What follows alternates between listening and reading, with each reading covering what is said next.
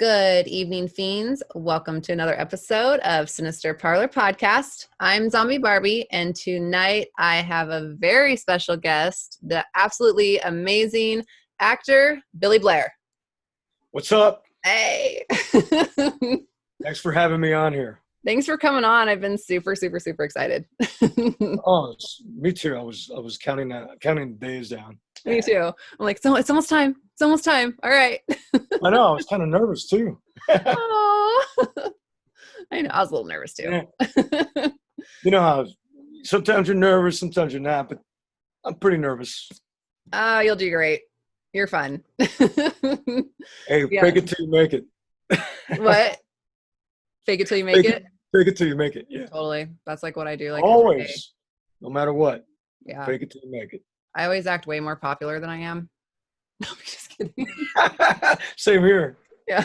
You're super popular. You're in so many things and like with really big names too.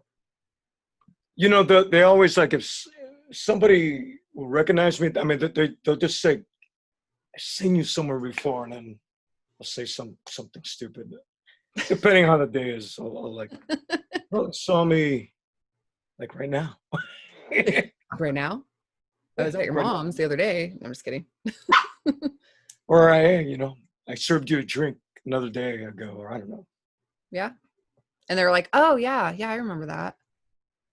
Yeah, because I used to bartend, so. Oh, okay. Yeah, I don't know.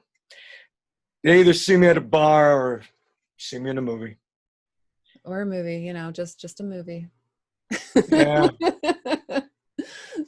Well, the thing about you that is very memorable is your eyes. The eyes, yeah. No, I get that a lot, yeah. Yeah. Like your eyes, like even. Luckily, I always thank my dad. I got my eyes from my dad. Oh, cool. And then my oldest, like we were talking about our kids, my oldest got my eyes. My youngest didn't. She's got her mom's eyes. Are they dark or are they? They're dark. They're brown. Oh, okay. She's like, oh, I wanted your eyes, but you got to tell them. But your eyes are beautiful. Yeah, they're so pretty. So pretty. They're better than mine. You got to tell them. Yeah. Oh, totally. Oh yeah. My daughter got my dad's eyes, which is funny. So my dad and my grandfather and my uncle all have the same color eye. It's this really weird blue. It's not your cool color. Are you blue or green? They're like real crystally. Man, some days are like blue or green. I don't know. So they kind of change. It depends on I don't want to say like the mood or maybe the lighting. I don't know. Mm-hmm. That happens. I think it's more blue, but there's a hint of green in there. So you get both cool colors. But hers are like blue, like this really weird blue. Sky blue? Huh? Like a sky blue? Yeah. Yep. And it's like that's great to have. Mm-hmm. So, what color are your eyes? Mine are green. Oh, badass. Yeah. And then like mine are the same. Sometimes it depends on like what I'm wearing, or I guess like you said, the lighting. Sometimes they're like green, or sometimes they kind of have a little bit of gold in them. Oh, nice. Mm-hmm. See, my dad and my sisters have green eyes. Oh, okay. And I got more of the blue. It's more on the blue side. More on the blue side. Of course, when I was born, it was like sky blue. Mm-hmm.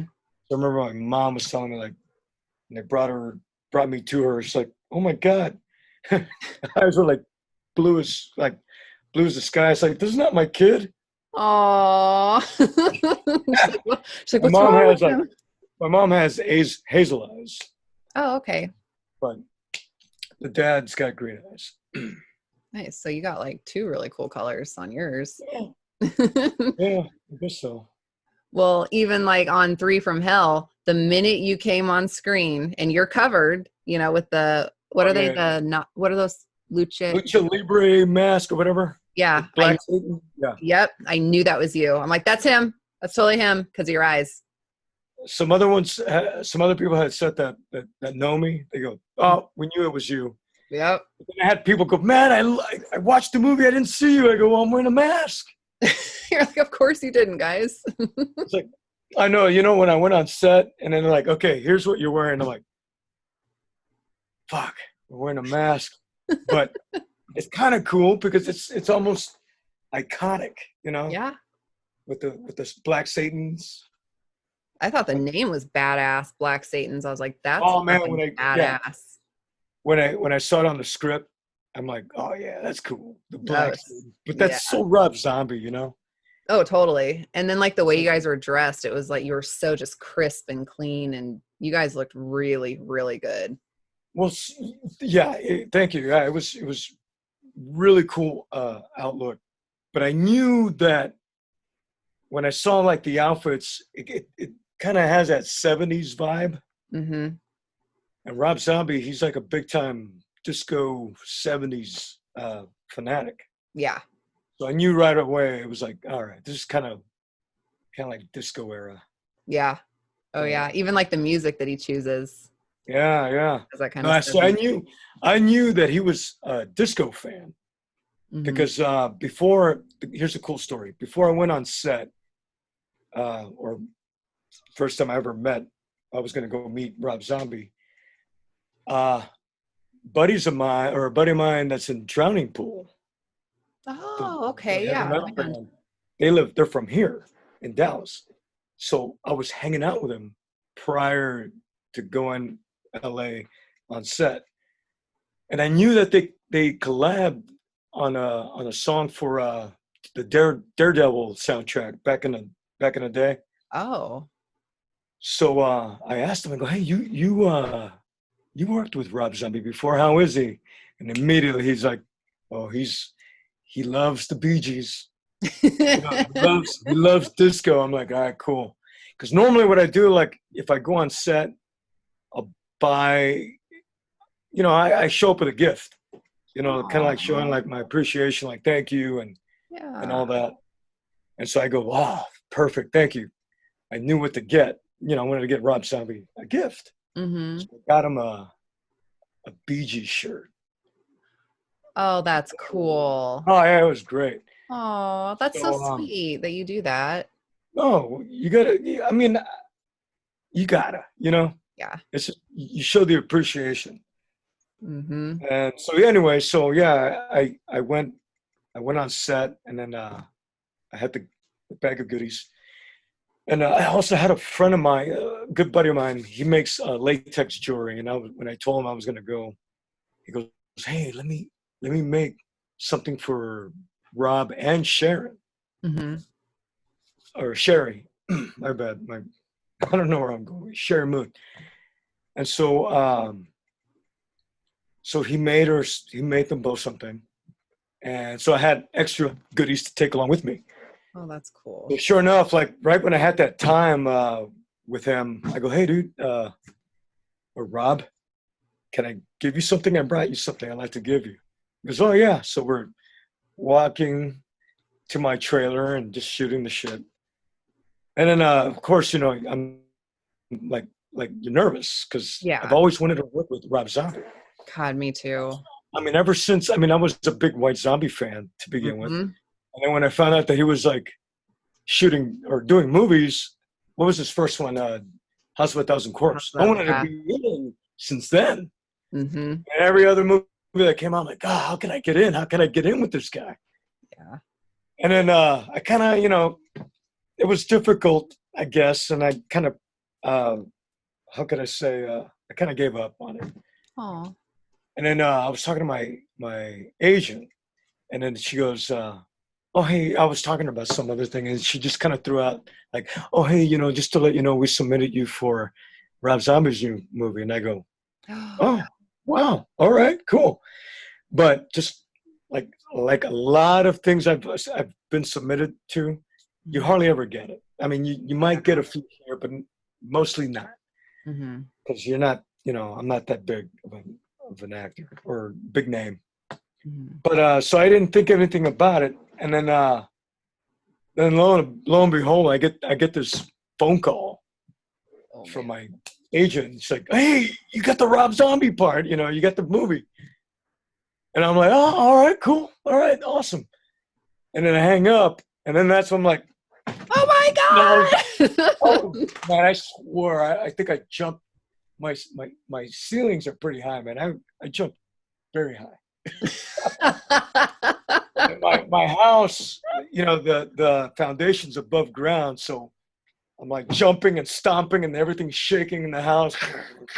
That's how excited I was. I was I was calling like people that were close to me. I got the Rob Zombie movie. Oh, that's so cool. Yeah. So anyway, so I gave him that, and I go, a mutual friend said, "You like the Bee Gees?" He goes, "Oh, I love the Bee Gees."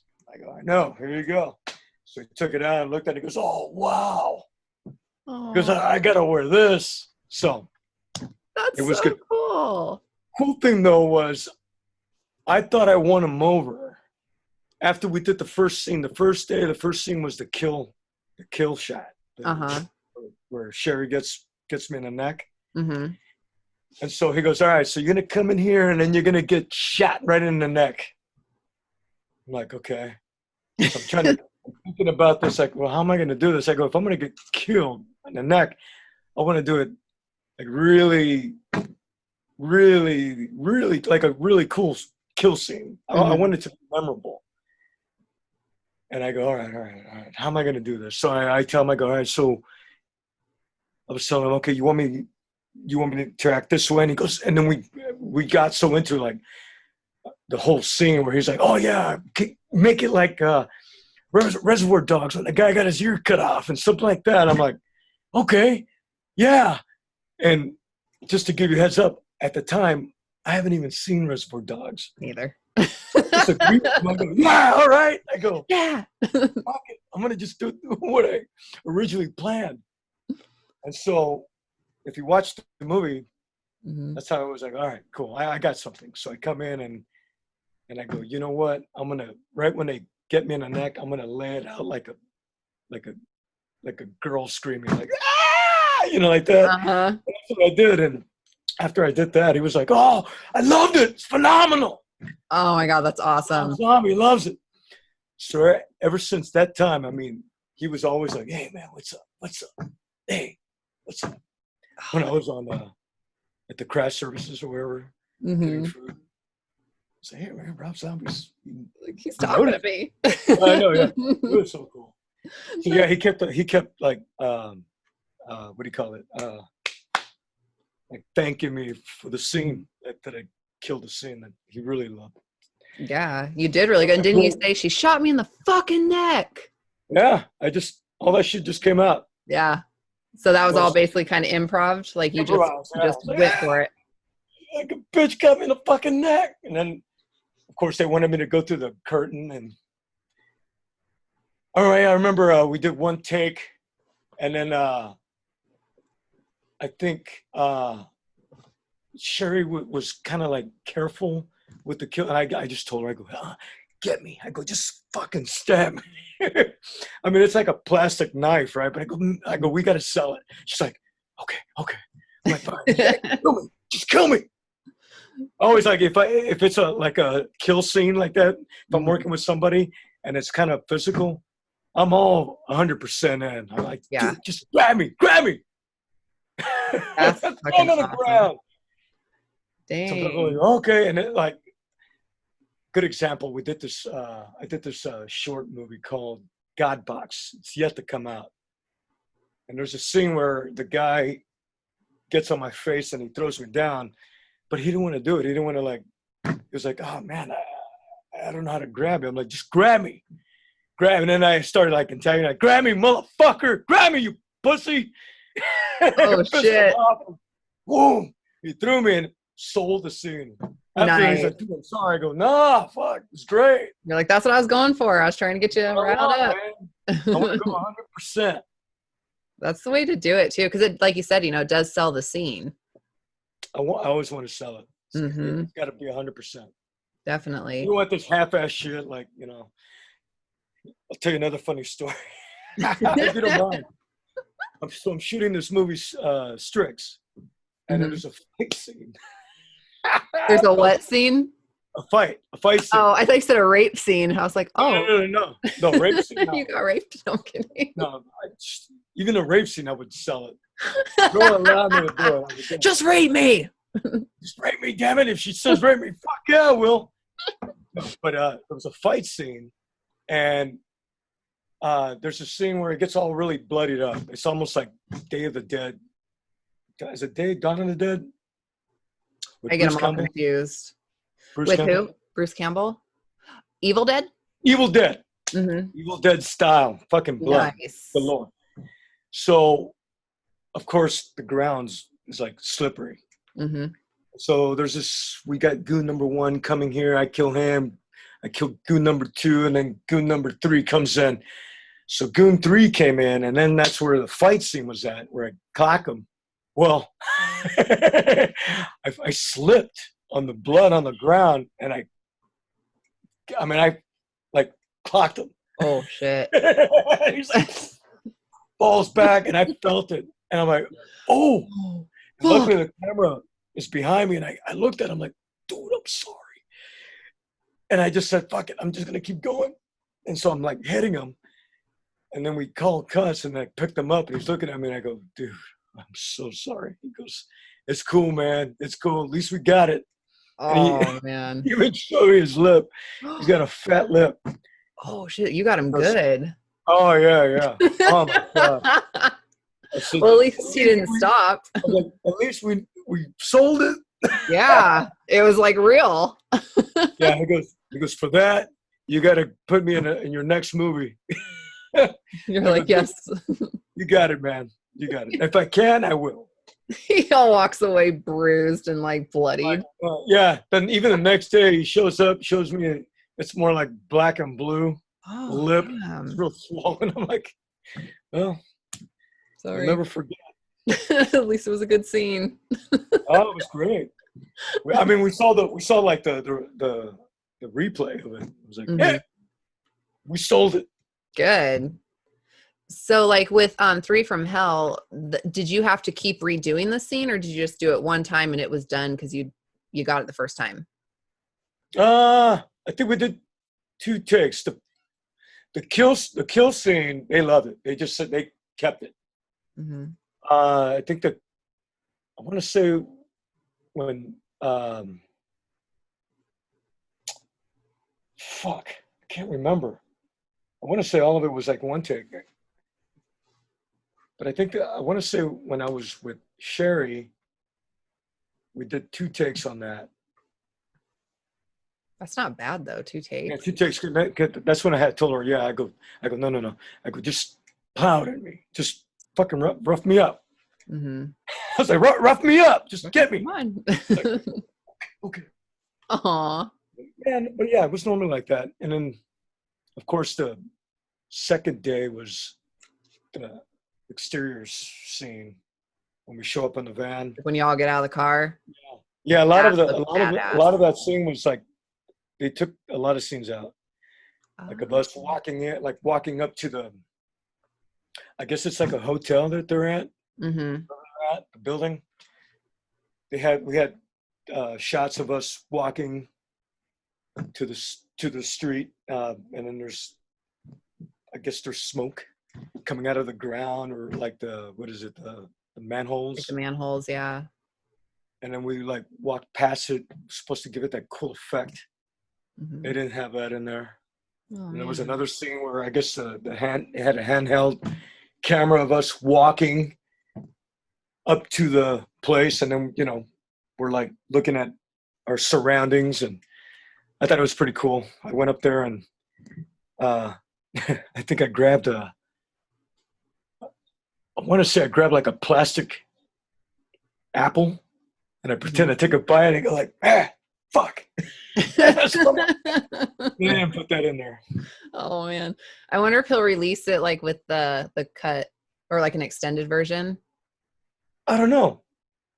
I got the DVD. I didn't even bother to look at the deleted scenes. Mm-hmm. Because have you seen it? Do you have the DVD? I saw it at the theater, and I do have the DVD, but I haven't watched the DVD yet.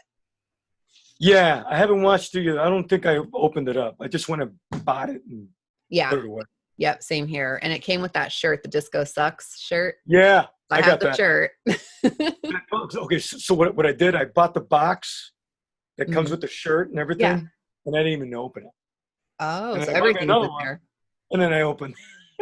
There you go. Yeah. So you have like You buy one, memorabilia. yeah.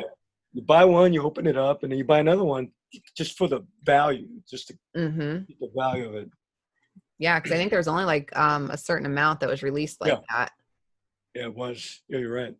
Yeah, when I saw it in the theater, I actually brought my daughter, and it was the double feature. So it was Devil's Rejects and Three from Hell. Oh yeah, yeah, that's right. So it was super cool, but it was funny because you could tell a lot of people they probably weren't Rob Zombie fans because in the first one, Devil's Rejects, people were walking out. Wow. Yeah, I was like, and I was telling my daughter, I'm like, these guys, people are fucking bitches. Like, clearly they don't know who he is if they're walking out already. It's like, that's bullshit. Okay, so that how was it? They showed the movie first, and then Hmm. the, No, they did it in order. So they did Devil's Rejects, then they showed Three from Hell. And so, like, some of oh, the brutal scenes in Devil's Rejects, there was a couple couples that had gotten up and left. oh, And it's like, you guys are pussies. eh, You, better than you guys. yeah. Like, no, I went and bought. See, I didn't know anything about the premiere. I didn't know if they were going to have an actual premiere, or if I was going to be able to go to the premiere. Hmm. So I was excited enough that he had released, or he had put out where they were going to show it. Hmm. And right by where I lived at, I just went ahead and bought tickets. Bought tickets for, it was like me and my girlfriend and some other friends. So we were going to go. And then I get the email like last minute, like, Uh, hey, we got we're inviting you to LA for the premiere, and you could bring somebody. And of course, normally when I go to like events like that, I hmm. take my manager with me Yeah. because it always looks good, and she always does the PR for me. Hmm. And so I'm like, oh, fuck, I gotta take the manager and not the girlfriend. And you're like, oh. Yeah. And they feel So bad. luckily she was cool about it. It's like, I understand. I go, okay, just want to let you know. I gotta Hmm. take the manager wants to go. And so yeah, so me and the manager went, and it was cool, man. It was, talk about it, like it was more rock stars there than actors. Oh, I'm sure. Yeah. It was That's cool. I was the cool moment about one cool moment where I was like, this is fucking crazy. I was like, we're at the theater, and I was in the bathroom, and I was in the urinal next to Duff McKagan on the right of me, and Nikki Sixx on the left of me. Oh my God, Nikki Sixx. I love Yeah. him. I was like, get Oh, the fuck out of here. that's so cool. I met Nikki before, but Really? I don't. I just don't want to go. I don't want to be that guy again. Hey, remember me? Yeah. Yeah. So I kept cool with the one guy I wanted to meet was Glenn Danzig. Hmm. Did you meet So he him? was there. I'm like, I gotta meet Glenn. Hmm. So I walked up to him. I go, dude, I don't know if you've heard stories where he's either a dick sometimes, or Yeah. maybe he's not. Yeah. I was like, fuck it. If he's a dick, at least You tried. it's Glenn Danzig being a dick Yeah. to me. So he was cool, man. He was way cool. And what sucks is that I knew that he was shooting a movie. He did a vampire movie just recently, and at the time he had not shot it yet. And I wanted to work with him. Hmm. And my dumb ass didn't say nothing. I didn't. It didn't dawn on me till after the fact. Yeah. After I'm like, hey, what's up? I'm a fan, and blah blah, and took a picture, and that's all I got to say. And then I walked away, and then he's gone, and I go, fuck. I wanted to ask him about if I wanted to work with him in the movie, Oh and he man. was gone. He was gone. Yeah. So, No, I've had that happen tons of times. missed opportunity. Yeah. And it happens so often, but it's like, I always think of it, because I've met so many people, but I always feel like nervous to ask them anything like that, Oh yeah, just because you feel like they probably get asked all the time, of course. or your mind goes blank. You can't remember what you're trying to say or what you want to ask or anything. And you're just like, oh my God, and then you take Yeah, pictures and you're like, fuck, I my totally mind went blank. forgot. So Hmm. normally I will bring it up. It's just, you know, I hear what you say. It's like you don't want to be that guy and ask him, but another part of me says, well, that's your only opportunity. True. What happens? What if you ask them and then they say yes? Yeah, As a matter of fact, I do have a role for you, that's or very you can true. read for it, whatever it is. Hmm. But I don't know. But I think with you, it's probably a little bit easier though too, because you are out there and you are and you were in that movie, so it would probably be different coming from you than if I was just be like, oh hey, and say that just because I don't know. people But know you, they know that you're in movies. outside looking in, it's cool that you think that way. But when you're on the inside, you don't. For some reason, there's times where I have a hard time asking, like Robert Rodriguez. I've worked with him like Yes, 10 years, so and I cool. knew he was working on something, and it took a lot of me out of me to ask. Like, God, if I don't ask him, then I'll never know. Yeah, and all you could say is So no. man, I bit my pride and just I only have his email, so I emailed him. I'm like, dude, if I could just read for a role, please. Yeah, yeah. So But you knew but him. So like you knew him huh? personally. You knew him personally, and then you wrote him, or you just Kinda. happened to have his email. I mean, I do like I do talk to him. Like I'll ask him questions.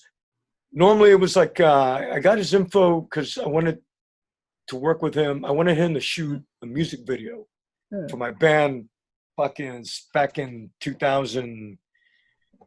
Fuck, was it 2012? Oh my god, it was a long time ago.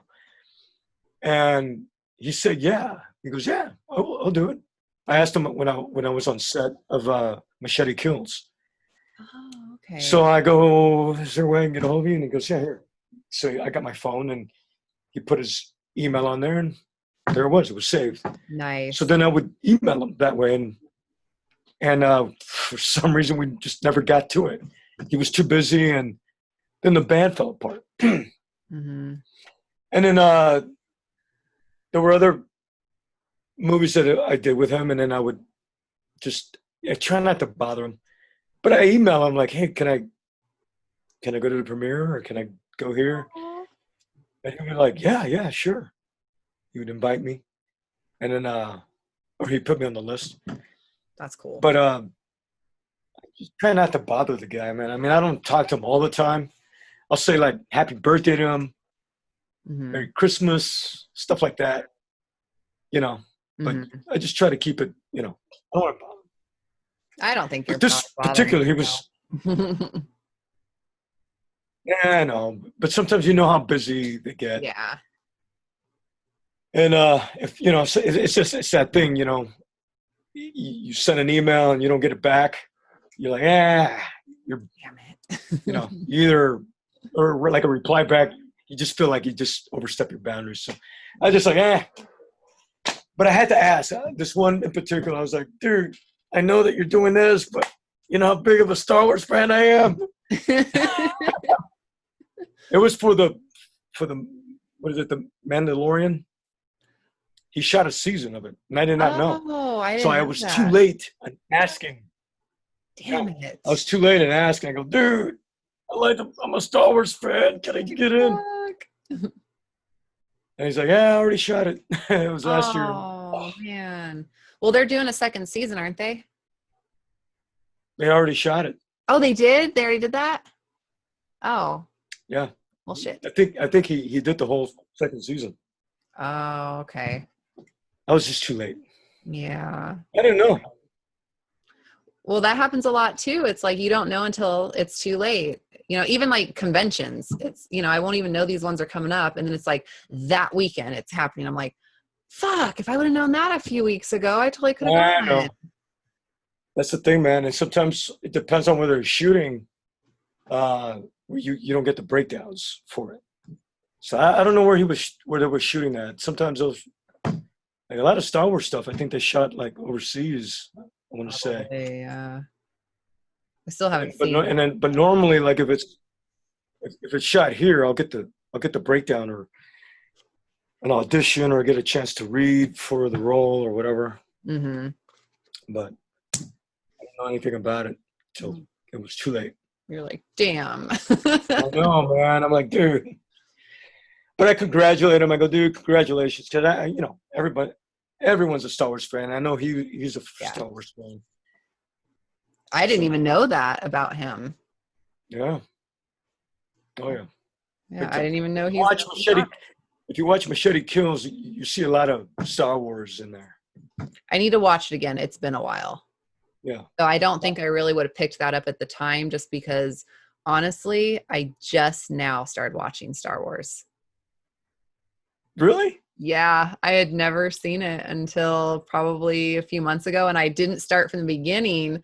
I watched I watched 2 of them before this last one that was in the theater with Kylo Ren and stuff. Wow. Yeah, so I started with those 2. I grew up with that shit. I remember watching the first one, the very first one, which is number 4. And that confuses me too, the way they have them numbered. Yeah. Well, I like the way they started off. They started like in the middle of the whole saga, whatever you call it. But I want to say I was 5. And I was with my family, and we watched it at the drive-in theater. Oh, cool. And I remember being like, I don't know. I was like, wow, with Darth Vader coming out. I was just like, I was scared, terrified, and but in awe, like taken in by this creature. Yeah. You know, I remember that so well. And I was a Star Wars fan from that point on. That's cool. I think it's cool, the story behind it too, how he was told no so many times that he would never make it. And look how much money and how huge that franchise is now. Very inspirational. Like his story, Sylvester Stallone's story. Oh, yeah. The Rocky thing. Yep. He held out and because he knew what he could do. If you hear that story, my God, I mean, to think that you're gonna get the deal on top of getting the lead role, and then it becomes iconic. Yeah. What do you call it? Like cult classic status. I mean, because they offered him like $300,000 or something like that for something real low. Walk away. That alone, right there, I was like, oh, okay, you know what? This is as good as it's gonna get. Mm-hmm. But for him to like, nah, and then to proceed with it, and then get less money, accepting it, getting the lead role, and getting less pay. I believe that's what it was. Mm-hmm. I mean, that's just like, bravo. Yeah. Yep. And now he's an A-list actor. Millions. Right? Yeah. Millions to be in a movie. Mm-hmm. Who would have known? I mean, that's like really sticking to your grounds and, believing in it. Oh, yeah. Somebody offered me $300,000. I'd be like, shit, yeah, that's a lot of money. I know, right? That'll buy me quite a few things that I need.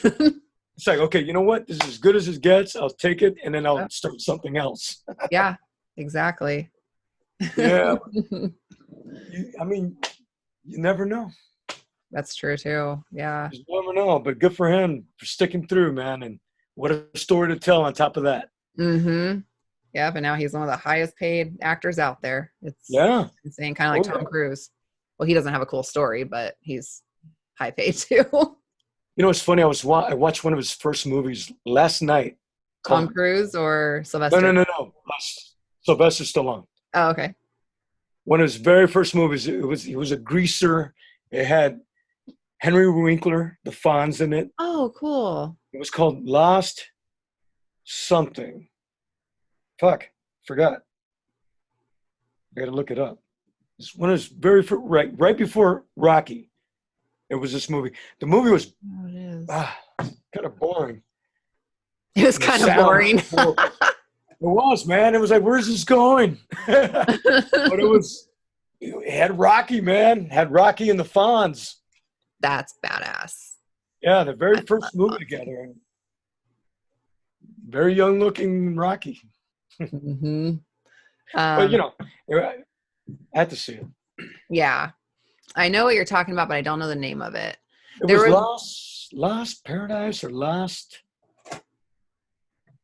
Hold on. there was one he did, and I cannot remember it. Sylvester Stallone's first movie. Sorry. No, you're fine. I love Google. Kitty and Studs. No. According to Wikipedia, Hold on. Stallone had his first starring. Oh, The Lords of softcore Flatbush. Pornography. Oh, we were way off. The Lords of Flatbush. That's what it was. I never would have guessed that. Go watch it. I mean, Okay. it's not the best movie, but it's pretty interesting. And watching, he was pretty good in it too. Hmm. He is a good actor, though. He is. There was one when I was younger, and he was in it, and I couldn't find it on IMDb. IMDb, yeah. Yeah, I couldn't find it, but the only part I remember is it was kind of like in the country, and I believe he was like working on this farm, and the lady there was getting beat by her husband, and I can't remember if he was the husband doing it or if he was the worker that she was like cheating with, and I think he kills the husband or someone else kills him. Regardless, the husband gets killed, and I don't know if he was the husband or if he was the farm worker that was helping her. I don't know. Is Sylvester Stallone? It was Sylvester Stallone, yeah. Was it like He was really young. And I just remember my mom Rambo? watching it. Was it? Was it Rambo? It wasn't. I don't think it was Rambo. What was the beginning of Rambo? Rambo, I know he was like in a farm, kind of. No, I almost think it was kind of like those made-for-TV movies. I don't Oh. think it was Rambo. And it was, I don't know. It's just, I just remember little clips, but I remember him, and I remember him walking out onto the porch, and he was wearing, I think, like a wife beater and like the suspenders and stuff. Right. I can't remember if he was the good guy or the bad guy, like if he was the beater or if he was the one that killed the husband for beating her. I'm gonna have to look it up. Yeah, I can't find it, but I know it was him. He was in a movie, that Death Race, Yeah. the first one. He was in that because it was a remake of Death Race, Oh. but it had Sylvester Stallone and it had the kung fu guy back in the day. What's his name? Jackie Chan? No, just kidding. What like Kung Fu? Jackie Chan? No, remember the TV show? Van Damme. Not Van Damme. No? He was in Kill Bill. Who played Bill? Is it Dave? I want to say Dave Cassidy. It's not Dave Cassidy. David Cassidy. Definitely not him. Whatever that guy is. Yeah. The guy that plays you're very close. the older guy. I know. He actually died. Like he He hung himself, right? hung himself. Yeah, but I gotta look this up. God, what the fuck's his name? Jesus. You are so close on his name too.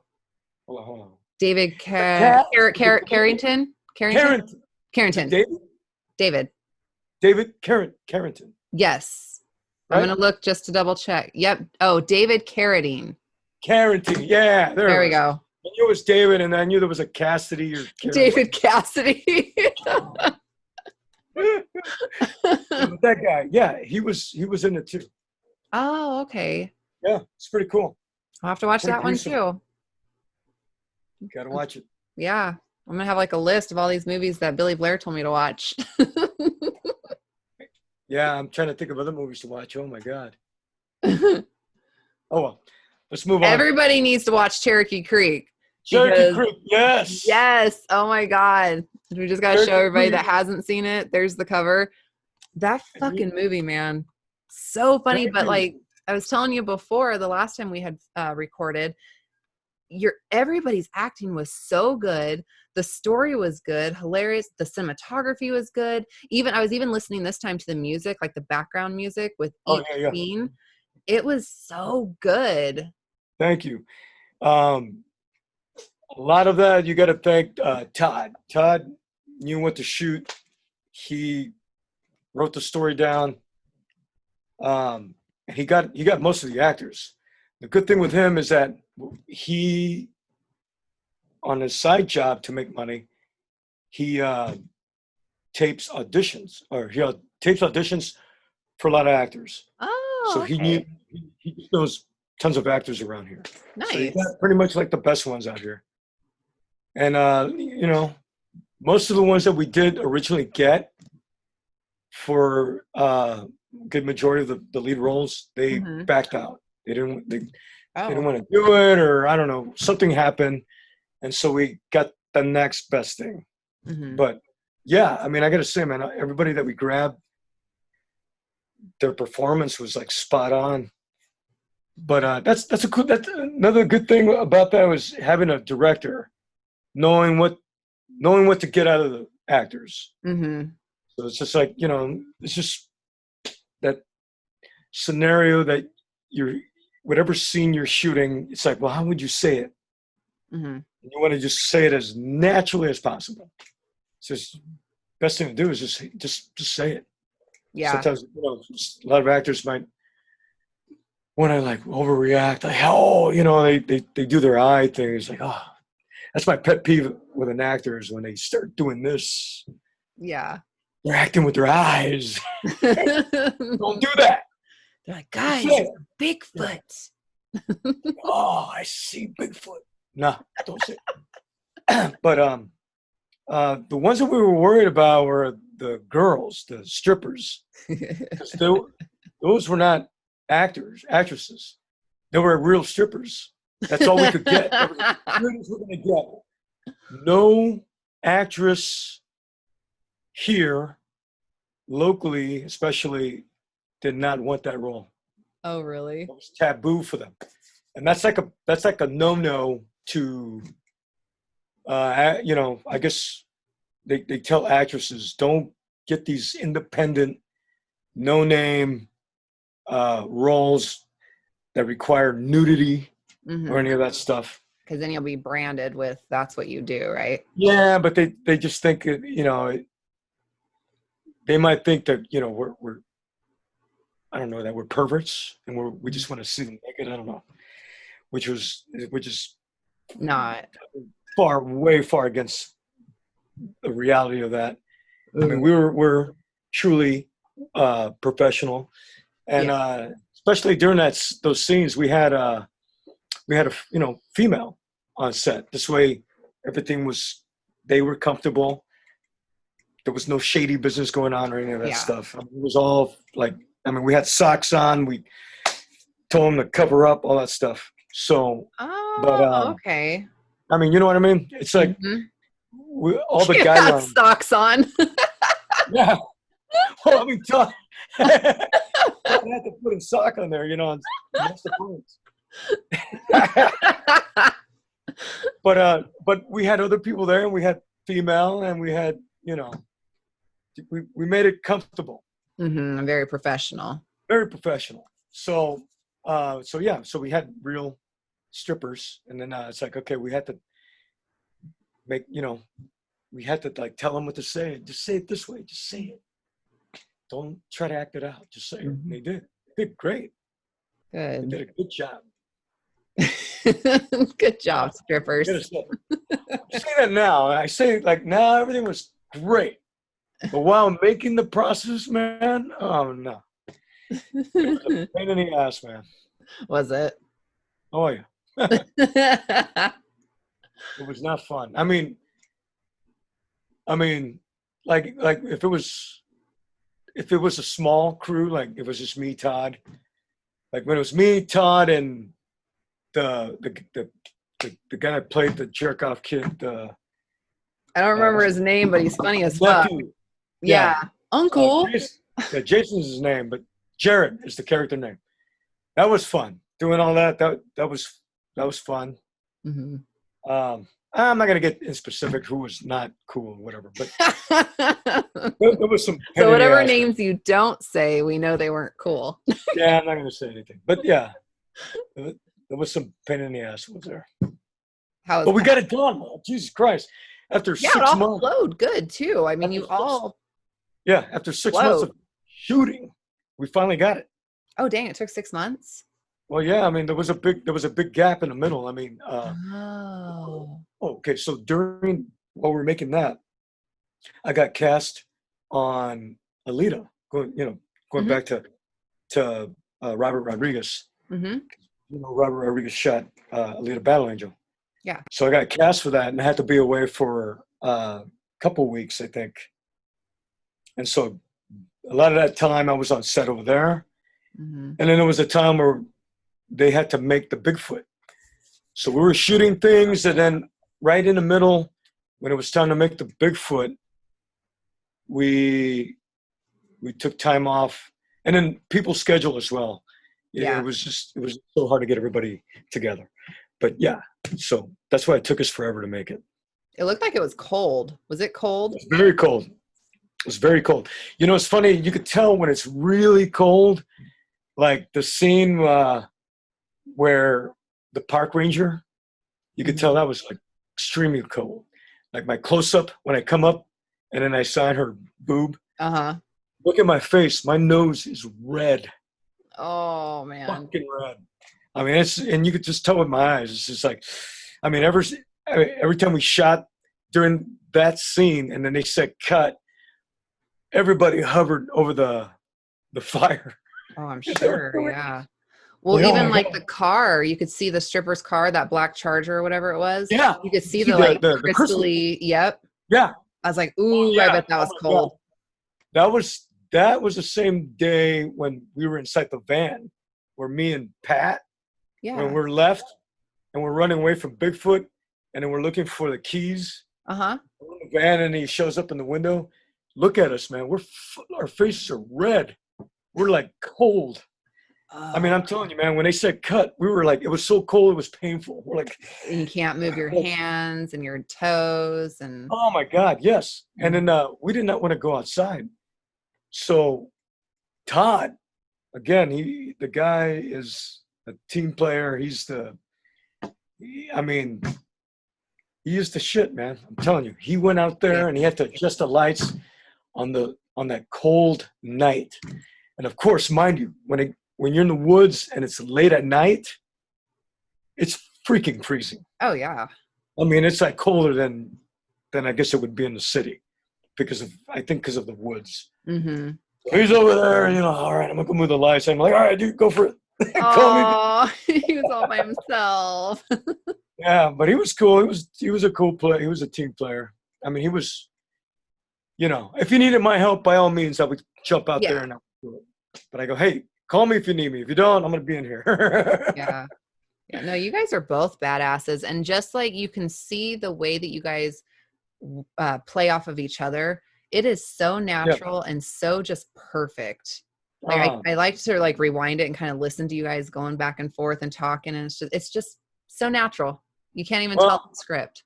We've been working together for a long time. Sometimes when you work with somebody a lot, you work with them very well. You feed off each other very well. So yeah, I mean, we were fortunate to have that. It was really cool. I don't know. You know what? I should send you a link. I mean, like the first scene we worked together, when I first met Todd, he was doing these, he does these little scenes that he shoots and he puts up on YouTube.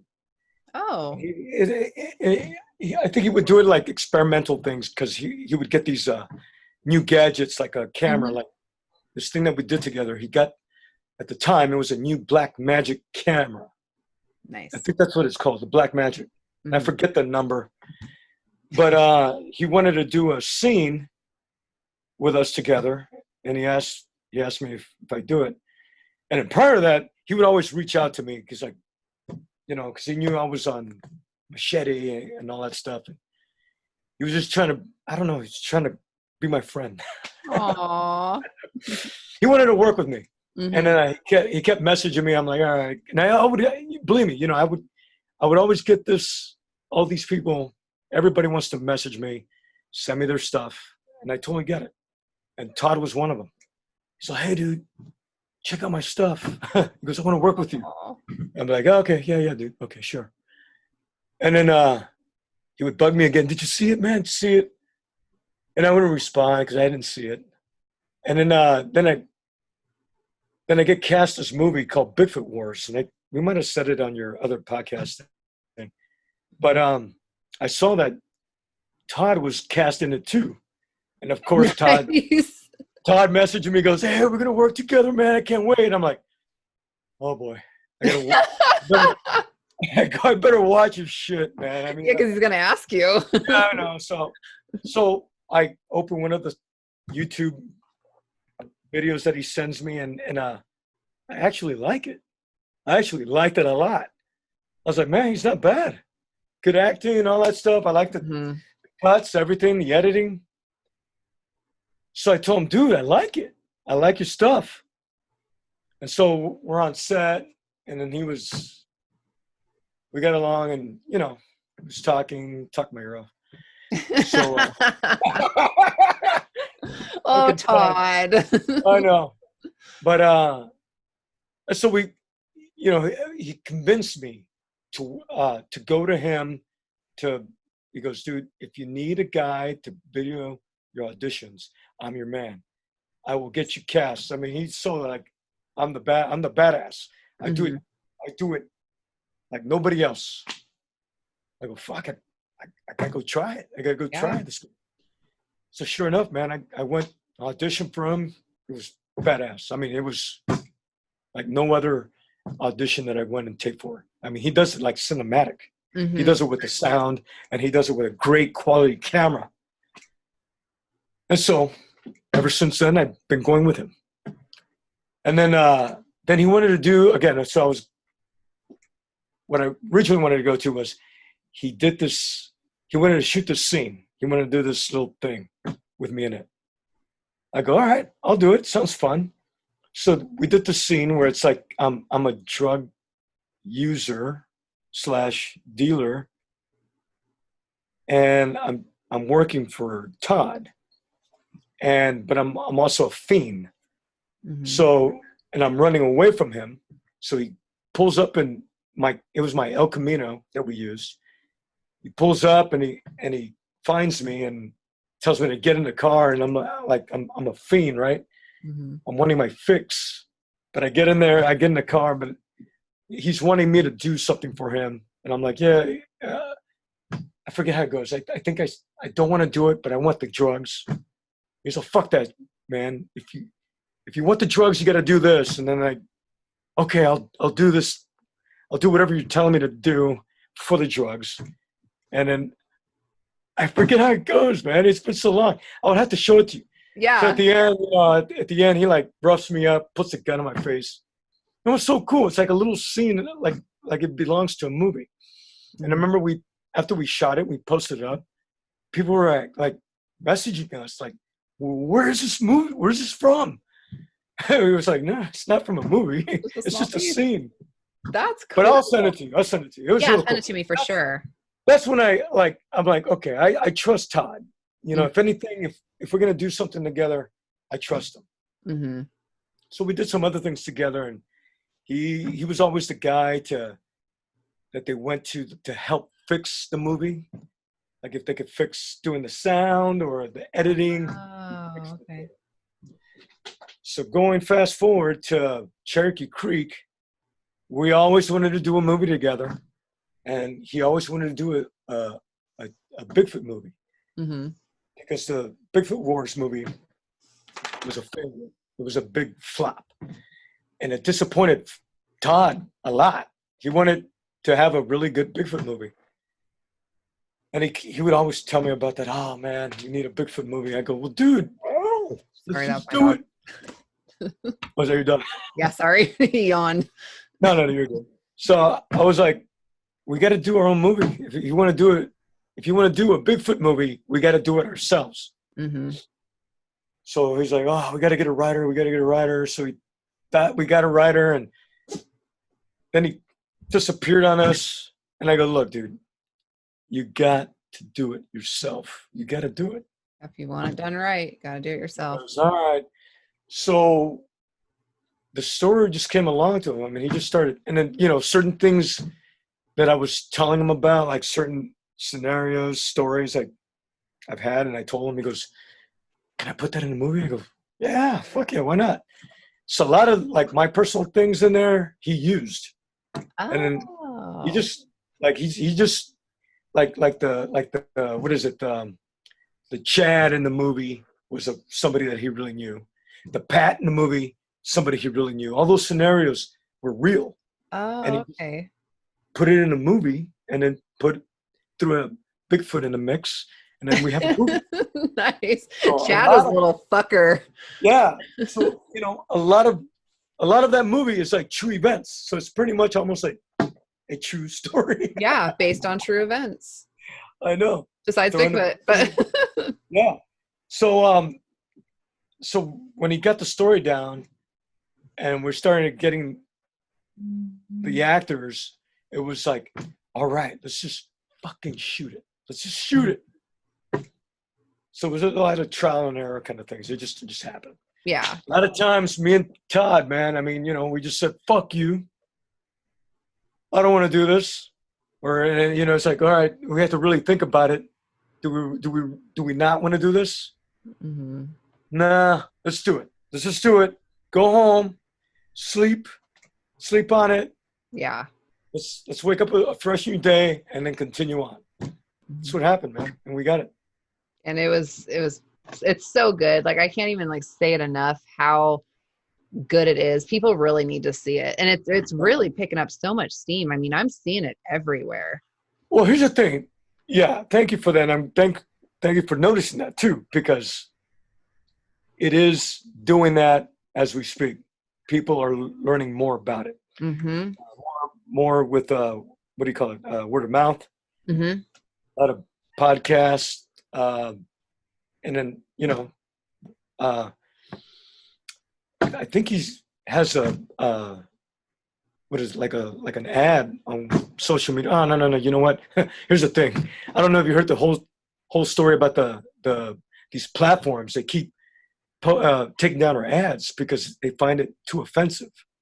Oh. I mean, ever since day one when we released our movie on Amazon, it was controversial. It was offensive. So I don't know if you knew about that story. Amazon took forever to put up. We had to take out like the intro out with the, what do you call it? With the us in the ski mask. What is it? The kidnappers. And after a whole month, it finally got put up on Amazon. God, it's such a long story with our fucking situation with our movie, because we had that scenario, and then we had where our aggregator ripped us off, and then we remember that. Yeah, then we had to like pull all our movie from all the platforms, Mm-hmm. and then we had to redo it again and put it up on Amazon, and then they didn't want to put it up anymore because they were like, it's too offensive. Like, well, it was just up on your platform like months ago. Why can't we put it back up? Yeah. So it all boils down to, you're the you're the one-off, pretty much. Like, you don't have a lot under your belt as being a movie producer, director, so to speak. Mm-hmm. So they see you as a one-off, like, yeah, you're going to put up a movie and that's going to be the end of you. Mm-hmm. So they look at you as the peon, or, you're not like the big studios. Yeah. So they're going to treat you unfairly. But they don't care. Pretty much. Yeah, they don't care. Mm-hmm. But we're fighting still, If you look up I think our movie on Amazon, I think it's quite difficult to find. I don't know if it was for you. Did you see it on Amazon? I just rented it the other night, and I just went in Prime. I'm looking right now. I just went in Prime Video, typed it in, and it was like, how to come up with everything with Cherokee in it. You were like the third one down. Oh, really? Yeah. Okay. So maybe they're helping us out along the way now. Hopefully, I don't know. Yeah, you deserve it. Shit. Because before, people used to get on there, and then there was no way that they could find it. They would put Cherokee Creek, and then the only thing that would pop up was our Blu-rays that are for sale on there. Oh, okay. It had nothing. It didn't take anything. It didn't show anything where you could rent it on there. Mm-hmm. So if it's doing it now, it's like, thank God. I mean, it took a while, but Yeah, I'm looking right now to see because it gave me all the options. I could rent it, I could buy it in the because I had to search it obviously, and so when I Yeah. searched, it was third one down. Wow. My thing will load. Let's see. Cherokee. Your second. When I put it in right now, your second one down. Where you can rent it? Mm-hmm. So Okay. like in my search, so I'm on Prime Video. I go in the search. I put Cherokee. I didn't even put Creek, just Cherokee, and Cherokee Creek is second one down. Okay. And then when Perfect. I can rent it or buy it. Okay, perfect. Yep. Because again, we were having to have to actually put the link up on there Mhm. to go to because other people were typing it in and it never Couldn't came up. find it. So if it's doing that now, Amazon, it's about time. Yeah, it's about damn time. Shit. You It's like some of bastards. the other shit that they put on there, it's like, why would they give you guys problems? Oh man, I'm telling you, man. Mhm. I'm telling you, Corporation bullshit. the whole thing, doing it yourself, Mhm. not submitting to distributors, Yeah. because we've done that before. It's like you give in, you give your shit away to distributors. It's like, Mhm. here, have it.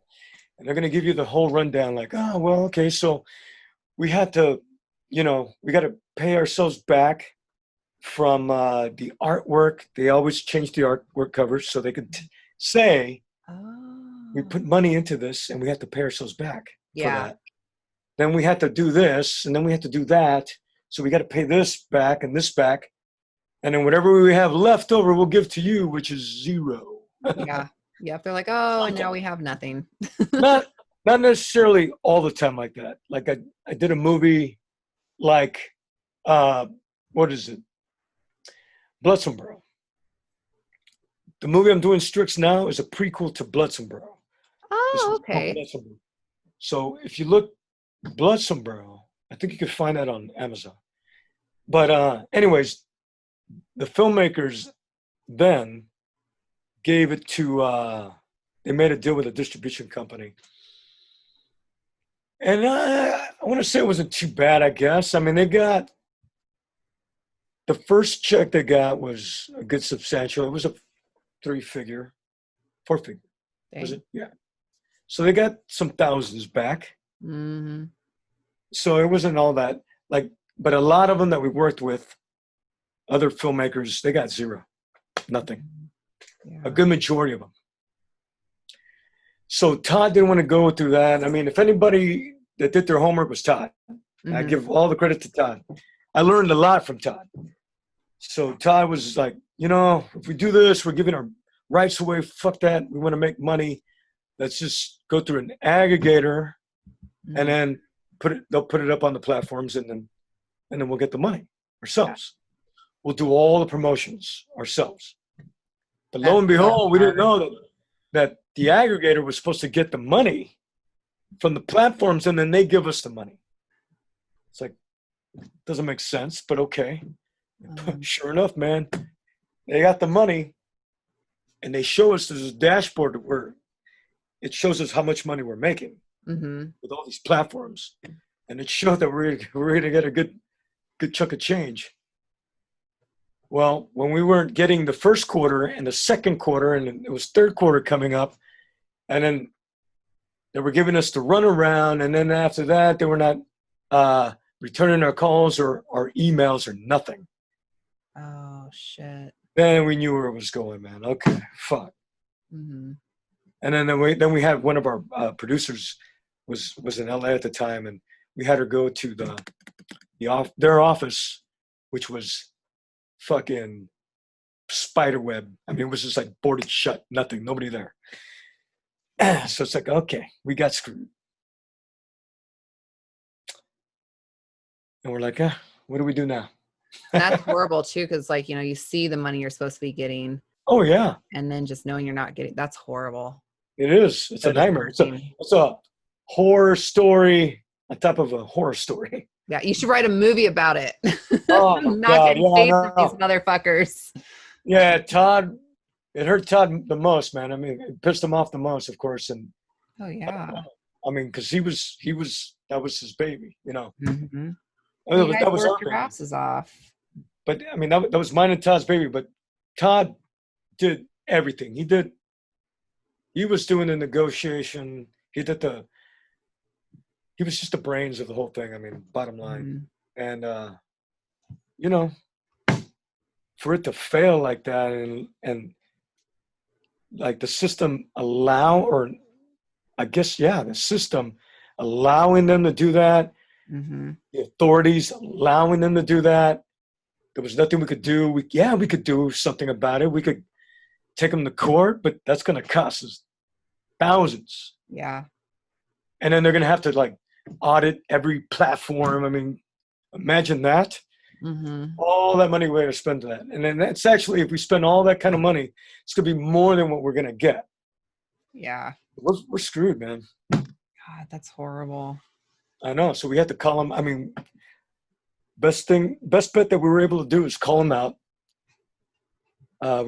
He did a video of it, Mhm. and a group on social media, Facebook. Yep. Like, are you in it? Yeah. Yeah, Yeah, because we had Todd come on because he wanted to call him out. exactly. So we did the video Protect for him. yourself from disturber. That's what it is, I think. Yeah. So a whole bunch of thousands. I don't know if it's hundreds of thousands of directors that got screwed over. Yeah. Formed that, and then they made a collage of videos and calling them all out. And I mean, I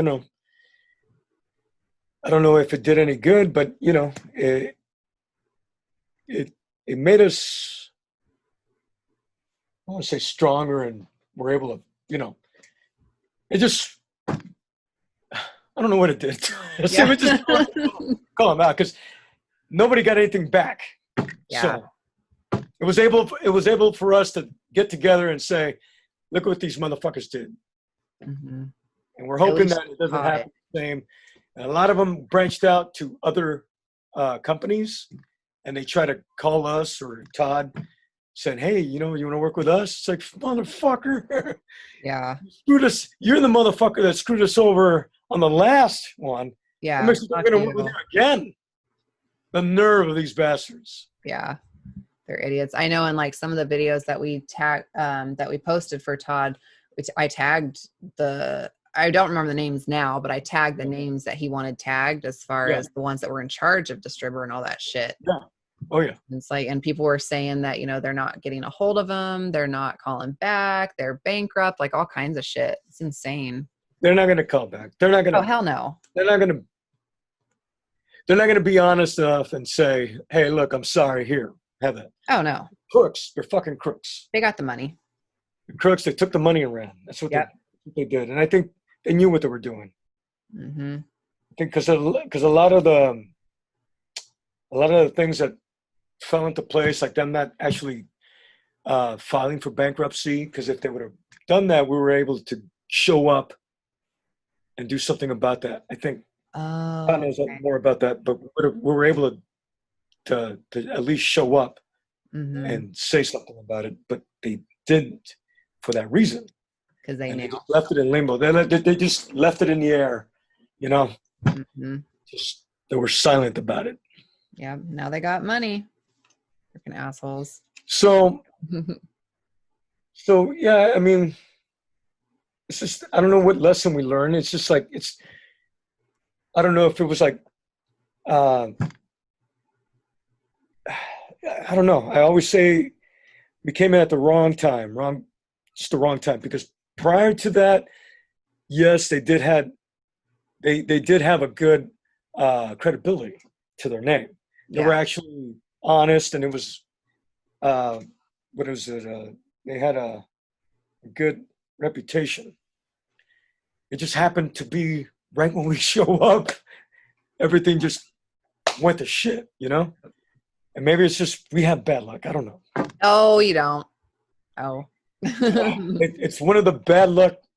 What is it? The bad luck moments of Cherokee Creek, or the curse of Cherokee. The curse of Cherokee Creek. We had a lot. I mean, there was a lot of things. I mean, people getting sick, people dying, us losing money. I mean, people died. Yeah, one of our Oh, the producers. sheriff, huh? The sheriff passed away. One of the sheriff. Well, not the actual sheriff, but like the deputy, I guess the Yeah, guy. like one of the cop. Yeah, he, which sucks because he had money. He Oh, believed in us. He was a great guy, and then mm. his house caught on fire and he died. It was so unfortunate. Oh gosh. Um, Todd's mom almost died. Todd got sick. My drummer at the time that were on the videos on the that recorded the songs uh, on the soundtrack. Mm-hmm. And then if you look in the Blu-ray, we have a video for Oh. the one of the songs.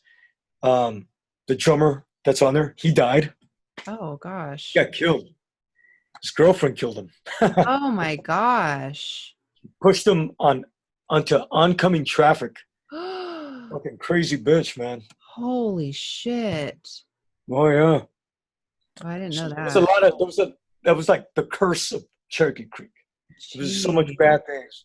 And the Yeah. grand finale of it was, oh, we get ripped off. Man, you're getting Thousands nothing. of dollars. Wow. Thousands.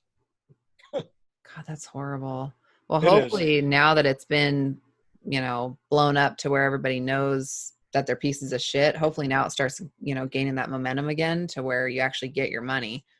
Well, I don't know if we'll ever get our money per se as far as like Previous. like downloads or any of that stuff. Mm-hmm. The one thing that we want to do next, and it's the route to go, like just like Star Wars too, is merchandise. Yeah. So we want to do merchandise. That'll be the next.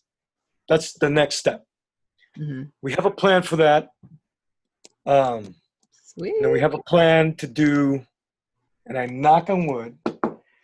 I leave it all up to Todd. I know Todd's having to. I mean, plus me and Todd having to deal with the thousands of dollars that we lost, put a bitter taste in our mouth about to make another film. Yeah. And then plus this pandemic bullshit that we ran into, just put a damper on the whole business. Mm-hmm. And then plus our income and everything else. Yeah. So, but we want to do another movie. And we wanted to do Switchblade. Switchblade was going to be the next thing. Uh-huh. And I'll just say we have something stored up for you. Nice. I want to be in it with you. Oh, you bet you are. Oh, You yay. bet you're going to be in that. And that's a must. Oh, hell yeah. That has to be. Definitely. I've seen your work, and I think you're a damn good actress. Thank you. I'll tell you that. That So, means yeah, a lot. Thank you so much. I'm gonna push for that. Hell yeah. I love you. I think Todd would agree as well. That would be awesome. Oh, how exciting. It's gonna be great. It's gonna be great. I mean, we got a cool story. I mean, we already have the concept of the story of what we want to do with it, but we got something stored, waiting on Todd. Mm-hmm. It's all in Todd's hands. Come on, Todd. I'm all ready for it. I'm all, hey, dude, let's do it. Yeah. It's just gonna be time consuming, Money. and location stuff like that. But I think story wise, we got it down. Cool. Good. Ooh, Yeah. that's exciting. Cross your fingers. Hell yeah. I'm going to be crossing fingers and my toes. Yeah, say your toes too. Cross your eyes, your Yep. fingers. Everything's toes. crossed, damn it. I want to work on something even before that. Like, I really, really want to work on something with you so bad. Well, let me see what's coming up. I know I got some things I can like in the works. Cool. I'll work. Hey, we'll work it out. I'm reaching out to you already. I do. Yes. And I know, thank so- you so much. You're on top of my list. Oh, I love it. Thank you. So Infamous, how did you and Todd both get into this? Did you guys like audition together? How did this all come out? Okay, so we auditioned for the movie. I got cast first, of course. And then he was waiting on. Fuck, I don't know if he read again, like he read for a character and then he read for another one. I don't know if that's what happened, Mm-hmm. but waiting to see if I think he was like considered is what it was. So I was already cast. He was considered. And of course, you know, the waiting game always like, Oh yeah. you know, terrifies you or it just like aggravates you sometimes, or you're just like, fuck, you know, you're stressed out about it. So he was always like, man, I wish they would call me. Aww. So he was like the last minute they called him. I was like, right on, you know, you get to be in a movie too. Good. So I had already filmed my stuff, my scene, and then he got cast and then he did his scene. So we're in the movie together. We're not in the same scene, obviously, but but yeah, that's how we got in there. That's cool. And when does that come out? What? Huh? No, you No, go. I was gonna say he made the trailer. I saw that. Yeah. He did. I saw it. I go, oh, dude, you made the trailer, badass, man. He's like, fuck yeah. he needs it, man. He needed something. He deserves it, man. He's a good actor. He does. He's a great actor. Yeah. And he's a good person too. Yeah, he's a good person. Well, until you work with him. Yeah, then he sucks. Oh, Todd. He's a dick. But hey, man. But you guys are still friends. He knows that. I could say that. But in all fairness, he's in his mode. And he's good at what he does. He's great at what he does. I mean, he's a good director too. You know, if you watch some of like the music videos that he did for me, I don't know if you saw. I'll send you the links. Yeah, send me links. He did 3 of my music videos. He shot, edited them. Damn. Flawless, amazing. One of them's on the Blu-ray. If you look at the special features, there's a song called the Sasquatch. He directed that. Cool. Okay, I'll watch it to see that part. And of course my band played it. So I wrote the song. You did a few songs in there, didn't you? You did like I did the intro of the song, or the intro of the movie, the rock song and the intro, and then the outro. Cool. Yeah. I wrote both of them. Nice. Yeah, because I watched everything. I watched the credits. I was like, oh shit, he did like 3 songs in there. That's cool. Yeah. Fuck yeah. Got to do it, man. If you could do it, you could do it. Hell so yeah. Anyways, Infamous comes out June 12th. Soon. Okay, good. June 12th. Yeah, I believe. And that's going to be the VOD platforms. Video on demand. Awesome. Hell yeah. What are you allowed to say what part you played? Or not really? I don't know if I should. I'll just tell you after a minute. Okay. I got a small. It's a small scene. It's nothing big. It's a small scene. Doesn't matter if it's small or big. You're still in it. That's badass. And you're with, Bella Thorne and Todd. That's awesome. You're doing really good. It looks good too. I saw the trailer. It looks really good. Yeah, no, it's really cool. Yeah, I loved it. The Bella Thorne is cool. The guy. He's familiar, but I can never remember his name. And I know I've seen him quite a few times. Yeah, he's come out in a lot of stuff. I think his name's Jake. Jake, Bait Farm. I'm just kidding. Anyways. I'm gonna have to look. And then so Nocturna, when did that come out? Is that a new movie or has that been No. That one came out 2015. Oh, seriously? Yeah. Oh, I thought that was new. Nah. I you know me. I'm a promoting machine. Well, yeah. I think I every so often I'll post it up. And I think that one time you saw it when you responded to it. Yeah. That was just recently, and that was just one of those times where hey, here it is again. If you want to watch it. Yeah. But that was fun. that was a lot of fun because obviously you saw it. Mm-hmm. I had a lot of time to be on set. I was on set for a month.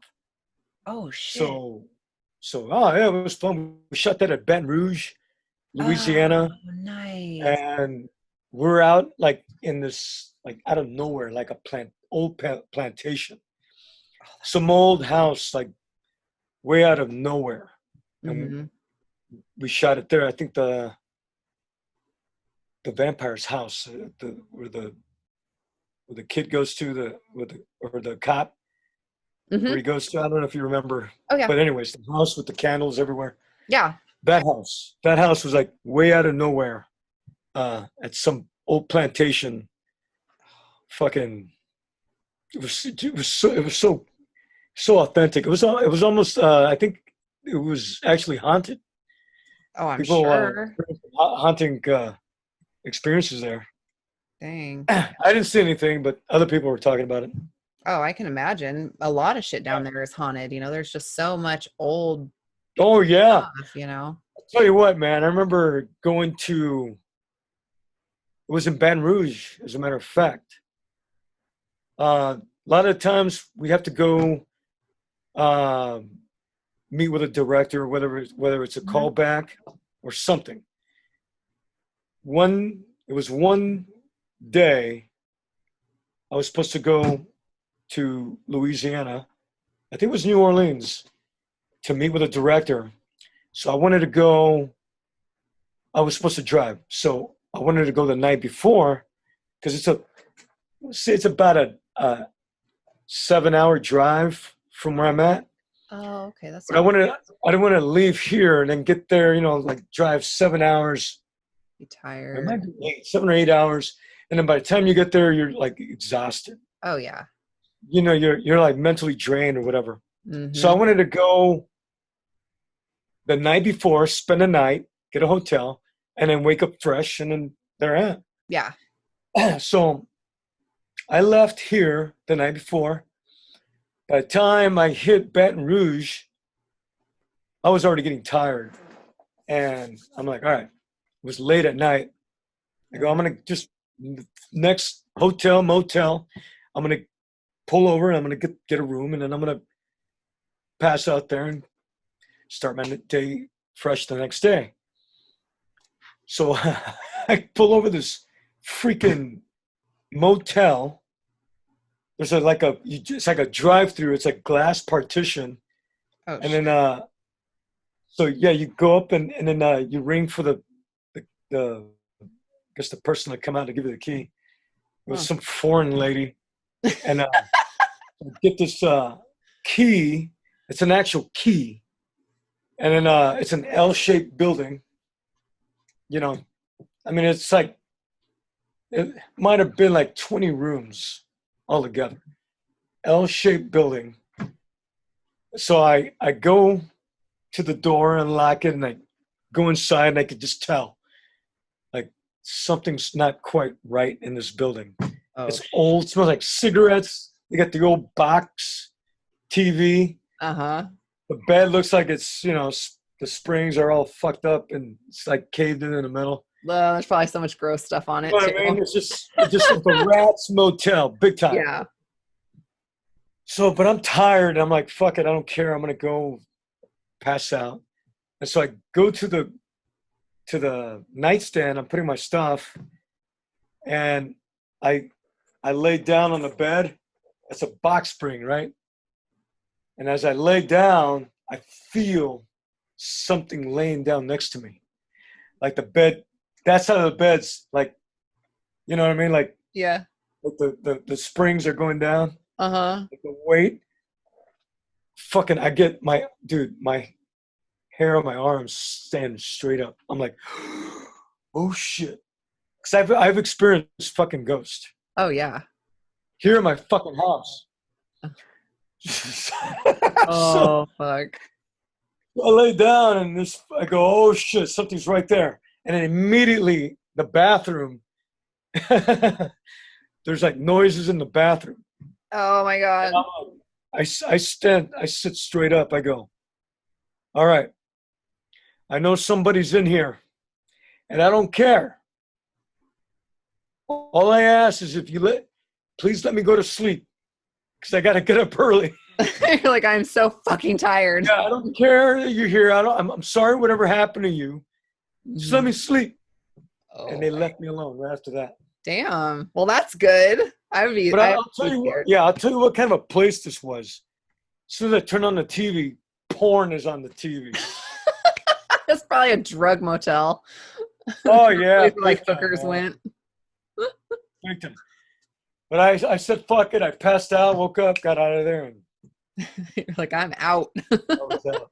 But that's how it is there, man. It's fucking haunted. Shit, that's fucking scary. I love it. It's like I grew up with all of that, because I'm Hungarian and we have, psychics and witches and sensitives and all that shit in my family. I see stuff, hear stuff, all that. But some of that shit still scares me. Like certain things will still scare the shit out of me. My house used to be very, very haunted. I mean, this house, like, if you see my house, it's a 100-year-old house. Nice. So way out like in the middle, like East Dallas. So I mean I've seen things, I've heard things moved, all that. After my, how can I say it? Everything went away after my mom passed away. Oh wow. Go figure, right? It was like, because of course, I always tell my mom things. You always call for your mom. Oh yeah, yeah. So whenever there was an incident here, I was like, oh, like the first time I saw a ghost, I actually saw a fucking ghost. I saw a shadow. It was like a shadow person. Oh my gosh. Like a dark fucking, the darkest shadows that you've ever seen. Because my room was already dark, so it's dark on top of dark. And after like I woke up to this thing standing in front of my bed, and I jumped out of my bed and I'm like trying to wake up at the same time, like rubbing my eyes, and I walked up to this fucking whatever the fuck it was, and it was still there. It was like I don't know, man. It was like an image of a man, black cloud. Oh my gosh. So it starts fading away. And it disappears. Holy shit. I can flick the light on. I call my mom. You're like, Mom. Mom, oh shit, I just saw a ghost. Wow. Anyways. And the fact it didn't disappear that quickly, it stayed. Usually they like kind of disappear quick, but the fact that it's there. It took a while. But after that, there were incidents. I mean, I can go all this whole time talking about it. But long story short, my mom passed away. I think it was 5-6 years ago now. Ever since she passed away, nothing has happened in this house. She probably made him go away. She's probably protecting. Yeah. Well, because I used to tell her a lot about it. It's like, oh, this happened. Oh, this happened. And for her to pass away and then nothing happens in this house anymore, which I'm glad. I mean, yeah. At first it was kind of exciting in a way, but scary. Yeah. But the finale of it, the thing that like broke the camel's straw is camel's back, was I came home and the gas stove was on. Oh shit. But it was releasing gas. I mean, it was just releasing gas. I mean, the knob was turned to, it's in the movie for Cherokee Creek, the story where in the campfire when I'm talking about the ghost stories. Oh yeah. That's a true fucking story. Oh shit. Damn. When I'm talking about the gas stove where it was releasing gas. Yeah. That's an actual scenario. Oh my gosh. I told that to Todd, and Todd goes, "Can I put that in the movie?" That's what I'm saying. Everything that I talked about me in the movie is fucking for real. So that first part then in the van that you were talking about, that's true too? What part? The squirter? The girl?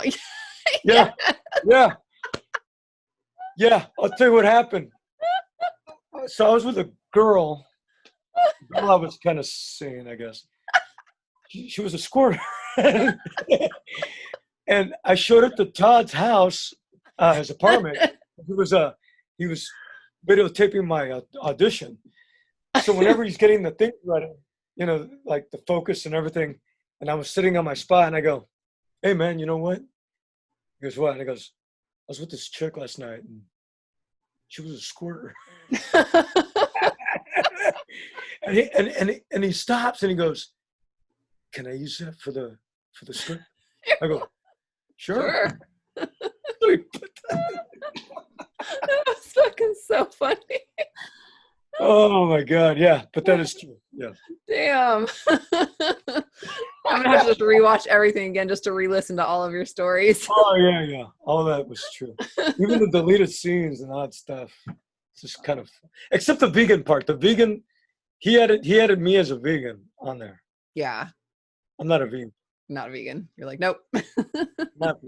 Not yet. Not yet. It's too hard. It's hard to be vegan. I want to do it to lose weight, and it's like, man, I can't do it. To lose weight? You want to Yes. lose weight? I want to lose weight. Get out of here. There's no way. I do. Shut up. And I'm You like, don't need to I lose can't, weight. dude, I hate vegetables. I know, but you don't need to lose weight. You kidding me? I need to lose weight. No, you don't. There you go. Oh my God. You're fine. Come on. Well, thank you. You're great. You're great. Thank you. Oh man. Say, look, I got coming out. I got a movie. I got a few movies coming out. If you don't mind me Yeah, of course. saying. Yeah. Okay, so watch for.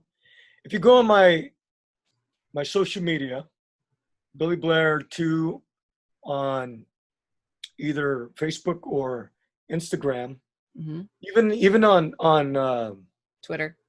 Twitter. Mhm. I'm even on TikTok Oh, sweet. and Snapchat. Nice.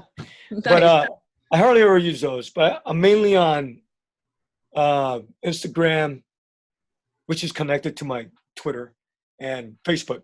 But anyways, so I got movies coming out and I'll promote them. Mhm. But I got shit. What do I have? I got a movie called Blind Blood coming out, Nice. which I'm excited about. I got a movie called Body Brokers. I got a movie called What Josiah Saw. It's a good one. Oh, that's what it's called. What Josiah saw. Yeah, What Josiah Nice. Saw. I like that. Oh, fuck. What's another one? Oh, yeah, and then Infamous. Mm-hmm. Can't think of anything else. Well, shit, that's still 4 movies that you have coming out. That's Yeah, 4 awesome. movies. Did you Yeah. already film them? Yeah. Sorry. Oh, They shit. should all be coming out like this year. Wow. Yeah. You're keeping yourself busy. That's awesome. I'm happy for you. That's really good. Well, thank you. 2019 was a busy year. This year can go. So, yeah. This year sucks. This year sucks. This whole pandemic bullshit. Mhm. Everybody freaking out. I don't know what you think about the pandemic, or we should wear masks or any of that crap. I don't wear them. I don't either. You know, it's like I don't really know, you know, what to believe. And it's like, it's been around for a while. That's what they've been saying. It's been around for months before we even knew. Half I of know. us have already had it. I know people that think they probably had it because they had the same symptoms. We're touching doorknobs. We've been in businesses. We've been at the store. We've been shopping, gas station, like all that shit. It's like, you know. You're awake, and I love you for that. I can't stand the fucking idiots I got to stay off social media. I tell you this, man. But I Yeah. gotta stay off idiots fucking just saying, save lives, wear masks. Like, get the fuck out of here. It's not effective. Yeah. Well, and like every week they change what works and what doesn't, you know? It's like, oh, masks are good. Then it's like, oh, masks don't do anything. Then, oh, well, if you have a carbon filter, then it works. Oh, well, if you have, you know, a cloth mask and not a paper mask. Oh, if you have paper, and it's just like none of it You know stays what? consistent. They got a lot of time on their hands right there, and they're just having fun with it, I guess. Mhm. They want to, if you ask me, they just want to kill the economy. Oh, totally. Totally. They're No, gonna kill I the economy, completely and then agree. they want to shoot us up with vaccines. Mm-hmm. And I'm not going to get a vaccine. I'm not either. And I No. know it's going to get to that point, you know. It's like, well, you don't get a vaccine, you can't fly, you can't do this, you can't work. Fuck you. You Yeah. know? Say, Yeah. fuck you. It's my body. It's my right. Yep. There's no scientific proof that that's going to, you know, hold us back or save Yeah. us. Yeah. You know, it's just. Well, and it's like, you don't know what it's going to do 10 years down the road either. Okay, what's the one, the not hepatitis, it's HPV. So, Yeah. they're wanting you to give it to all of our girls, our little girls. There's so many strains of that it only covers a few. But the chunk of kids that it's affecting badly is they don't find out until a year later. They're not able to move. They can barely walk. It's like this almost constant fatigue where they can't do anything. And it's like, it doesn't even protect against all of it. So why the fuck am I going to put my kid through that? Exactly. Here's the thing, man. It's a no-brainer. It's like, look, why are you going to inject yourself with something pharmaceutical is telling you to shoot up on you when, we're like born naturally. It's like our immune system just works naturally. Yeah. Viruses and whatever else. We don't need anything else injected in our system. Yep. At all.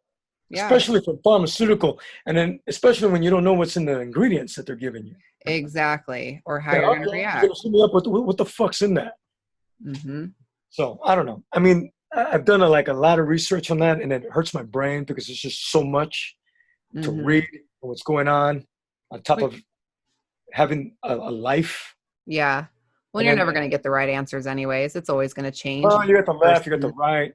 Yep. It's like, I don't know, man. I lay off social media, listening to all the Facebook fact checkers and all the Facebook doctors and shit like that. Yeah, everybody knows what's best, Oh yeah. Yeah.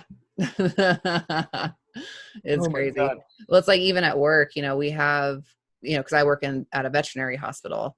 So some of us wear them, some of us don't. I'm one that doesn't, because I'm like, well, I mean, hey man, it should be up to us. And yeah, if you feel safe wearing it, by all means, and if I'm not wearing it, you shouldn't go freaking out on that. It's like, yeah, you got the mask on, you should feel safe.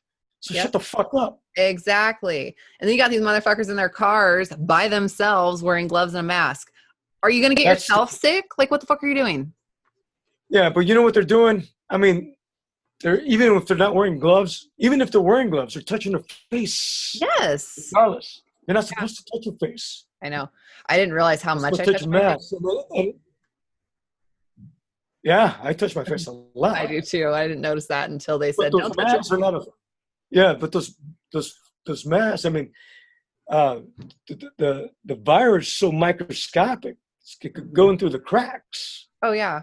You can breathe in that shit that way. Yep. Or the one time you don't wear it, or, okay, you're mail, you're not wearing it. You go out and check your mail and the motherfucking mailman had it. It's just, there's so many ways that you can get it that. You go to the store, right? You grab like plastic. It's supposed to stay on plastic for a few days, right? Or you're grabbing that, like the plastic bottle waters, whatever the fuck you're buying. Yeah. You're taking it home. Yep. Touching your steering wheel. It's funny how, like, all these stores are open and you're able to go there, but you can't go to the other places. Yeah. What's the difference? It's just like, it's not about a virus anymore. Mm-hmm. Yep. But I lay off that. I don't get on social media. I don't want to be one of those guys like, hey, I know a solution. I don't want to be that guy. Yep. I just read it and scroll, and I'm like, I'll say to myself, I just say, hey, look, if I want to go out without a mask, that's my right to do it. Mm-hmm. If you want to quarantine yourself, fucking have at it. Stay locked down for years and care less. But I want to go out and work. Yeah. I want to go out without a fucking mask. Mm-hmm. I want to take a risk. I mean, what is it like a high percentage of recovery? Yeah. They just don't want to Like a tell you that. 99%? I mean, that's pretty high, right? That's pretty damn high.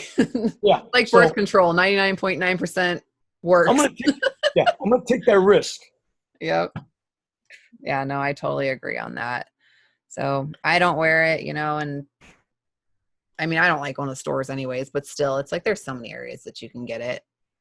Oh man, I've It's done it in before. here. I mean, I don't care. I'll go to the store. I don't wear a mask. I've had somebody say something to me. You should wear your mask. I'm like, I'm not sheep.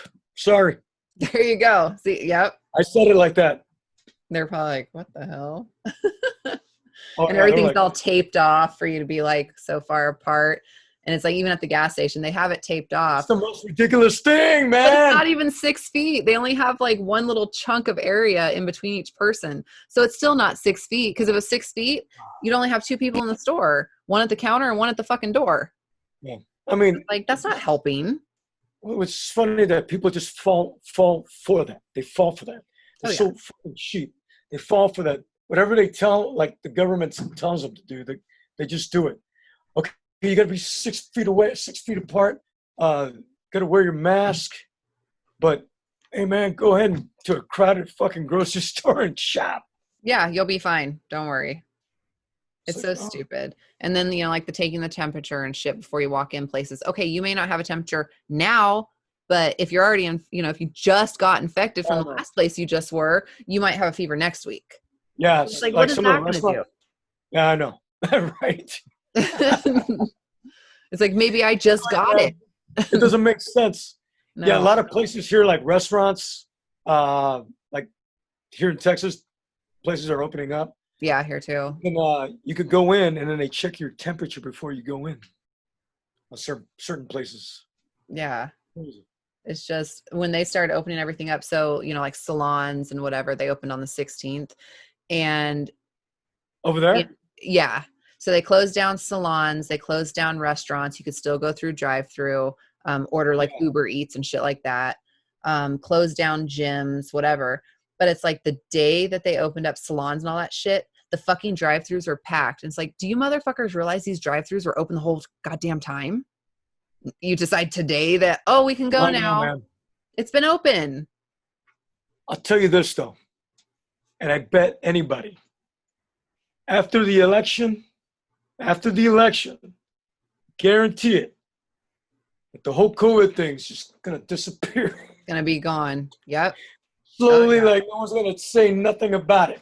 Yeah. Yeah. How much no. you want to make a bet? Oh, yeah. No, I 100% agree with you on that. Yep. Yeah. It's all politics, man. It's like, Oh, yeah. I know what's up. I know what they're doing. Mm-hmm. Yeah. Everything's fucking politics. That's like even on, Facebook and stuff, I'll see a lot of people that just post all of this shit about, Oh, both sides. And it's just like, I'm not even going to play into it. I have my own views, my own thoughts, my own things I agree with, but I am not going to put it on social media. no. I don't. I don't post anything like that, and I don't jump in.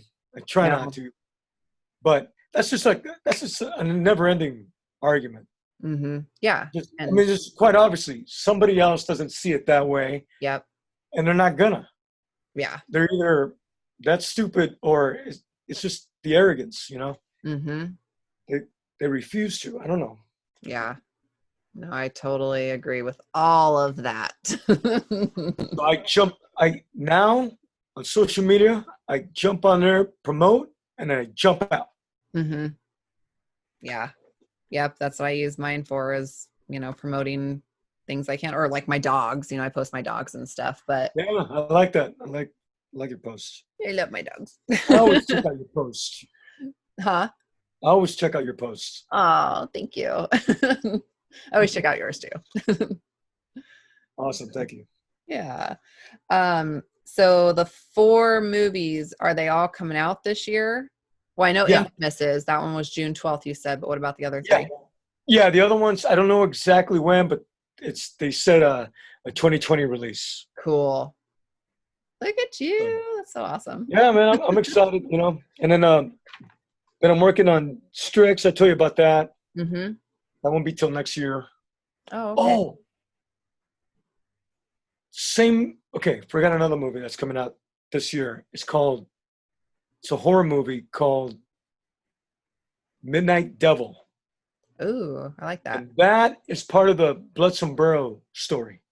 Oh, okay. So between Blood Sombrero and Strix, they're trying to do their own universe, kind of like Marvel. Nice. So, um, uh, in this Midnight Devil, it's got what's his name? Michael Berryman. Oh, cool. He's in it. So I'm kind of unrecognizable in this movie, Mm-hmm. which is great. So I play like a shaman kind of guy. Mm-hmm. But it'll come out, I think October. It's either September Cool. at all platforms like stores. I think you'll see like in WalMarts and Mm-hmm. every platform. So that's another movie too. So that's 5. Yeah, 5. Yeah. Dang. Look at you. Speaking of unrecognizable, when I had Jeffrey Reddick on Yeah. and he was talking about Dead Awake, I remember when we had you on before and you said that you were Mr. Pang. I had no freaking idea that was you. Yeah. And it's like now I can see it because I'm like, oh, the eyes, of course. Did you But see the movie? Did you like it? yeah, I saw it before I had ever talked to you. And then you mentioned it and I was like, wait, what part did you play? And then you said Mr. Pang. I was like, holy shit. Yeah. I never would have guessed that. Yeah. You know that scene, since it was like sleep paralysis, like Mm-hmm. the movie on that scene, I was like, I didn't sleep for like about a year during that time. Mm-hmm. So I got into character Oh. and I like didn't sleep the night before. Oh gosh. I just went straight to set, like tired as fuck. Oh, I'm sure. And I told the director, I'm forgetting names, forgive me. But I go, I told him, I go, man, I didn't get any sleep for the role. He goes, I love you already. He loved it already. People like, I guess directors like that when actors get into the character. Yeah. Yeah, I just went in there, no sleep, and I was so freaking tired. I mean, that Mm-hmm. crying, that took a lot out of me because I had to do multiple takes of that cry. Oh, I had to do, wow. I mean, it took a lot out of me. How do you make yourself cry? Like, how did you do That it? one, that moment or that scene, I went back to when my mom passed away, Mm-hmm. to the moment of her death, the way I was. I mean, I don't know. Your parents still alive? Yeah. Okay, so believe me, when they die, you're gonna. It's a horrible feeling. Yeah. Horrible feeling. Somebody like really close to you like that. Yeah. So that helped a lot. I went back to that moment and let it all out. Mm-hmm. And did you like do it as you were filming, or did you walk away for a minute and kind of get into it and think about it and then go back and film? Or did you just do it as you were sitting there and the cameras were rolling? No, I jumped into it like right when they were getting ready. Mm-hmm. But I already went into a dark place. Wow. As they're setting up, I just sat there and just thought of it, Mm-hmm. and then let it out. Dang. You're a good actor. Oh, thank you. I try. I mean, you know what? And I'm sure you've done this before because you've done some stuff. Every role I've done on set, sometimes I feel like I didn't kill it. Yeah. Well, you're always your own worst critic. Yeah, I know. I don't know if it's a good thing or bad thing, but certain things, certain moments on set, I'm just like, God damn it. I wish I could have done it better. Mm-hmm. Yeah. No, I think we always do that though with everything, like I said, we're our own worst critic. Yeah. And then, somebody's like, oh no, that was great. And you're like, it makes you feel better that they said that, but you're still like, I still think I could have done that differently. Oh yeah. Oh yeah. Especially when you look at it and you're like, Mm-hmm. It's like, damn it. I think there's a movie that just came out on Amazon Prime. Is it Amazon? It's called Copper Bill. I saw that performance. I'm like, nah, I wish I could have done it again. But you got to know, the director was happy with it. So Well, we're always going to think we could do better. everybody But likes it. Yeah. As long as everyone else is happy with it and you did what you're supposed to do, we just got to be like, all right. Yeah. Same thing with an audition, man. When you go in and Oh, yeah. you're like, oh, I could have done it better this way. But what can you do, man?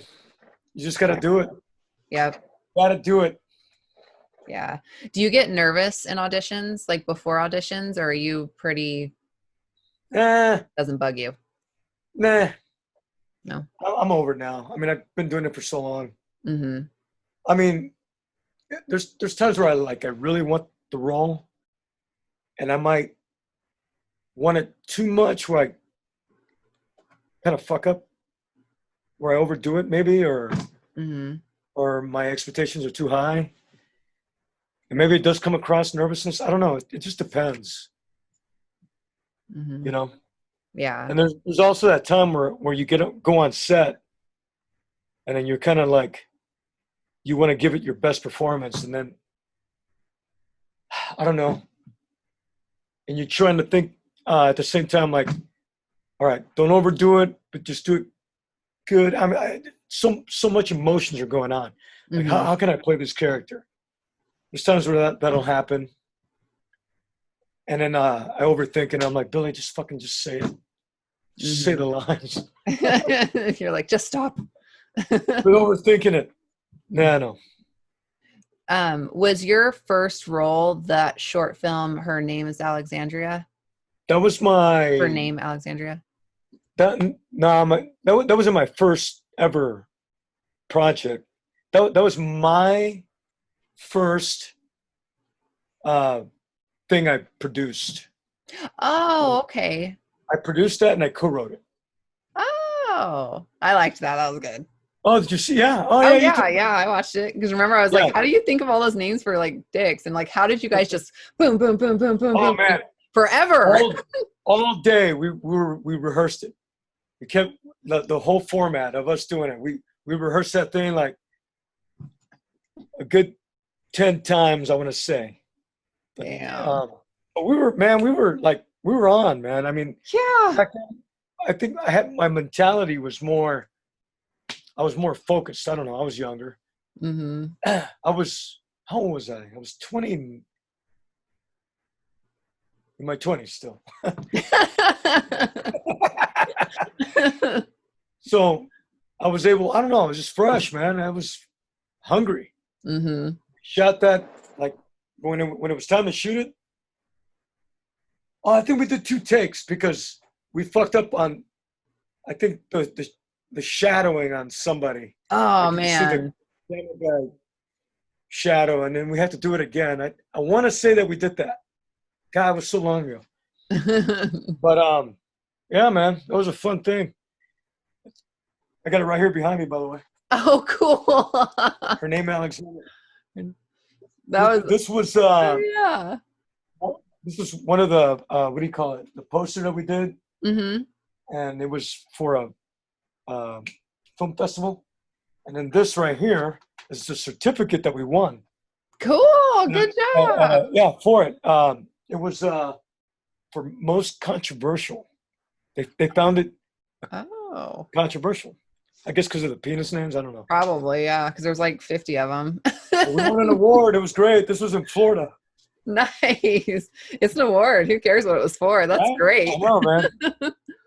I collect all my stuff up on the walls. Like I got my movie posters. Mm-hmm.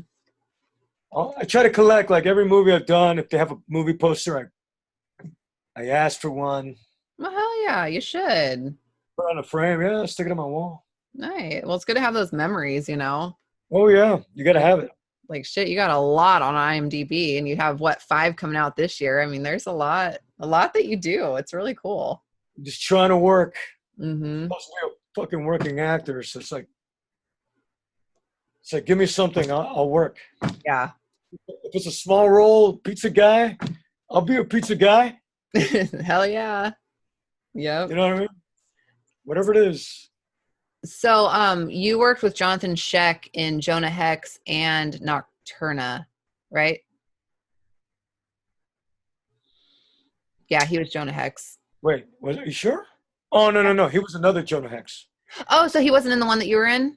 No, that was like one of my first big movies. Oh. That came out like in 2008. Oh, so that wasn't the one he was in. No. Yeah, Oh, okay. I didn't yeah. realize No, there was I more than remember one. that he was Jonah Hex, Mm-hmm. right? On that Yeah. one. The one I was in was Josh Brolin. Oh, shit. It was that one and what's her name? Fox girl, Megan Fox. Megan Fox. Mm-hmm. She was in it too. John Malkovich as well, and Michael Fassbender. I was in that. Wow.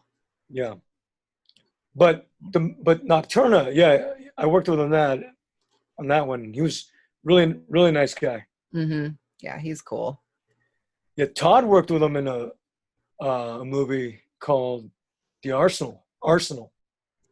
Oh, okay. Yeah. Yeah.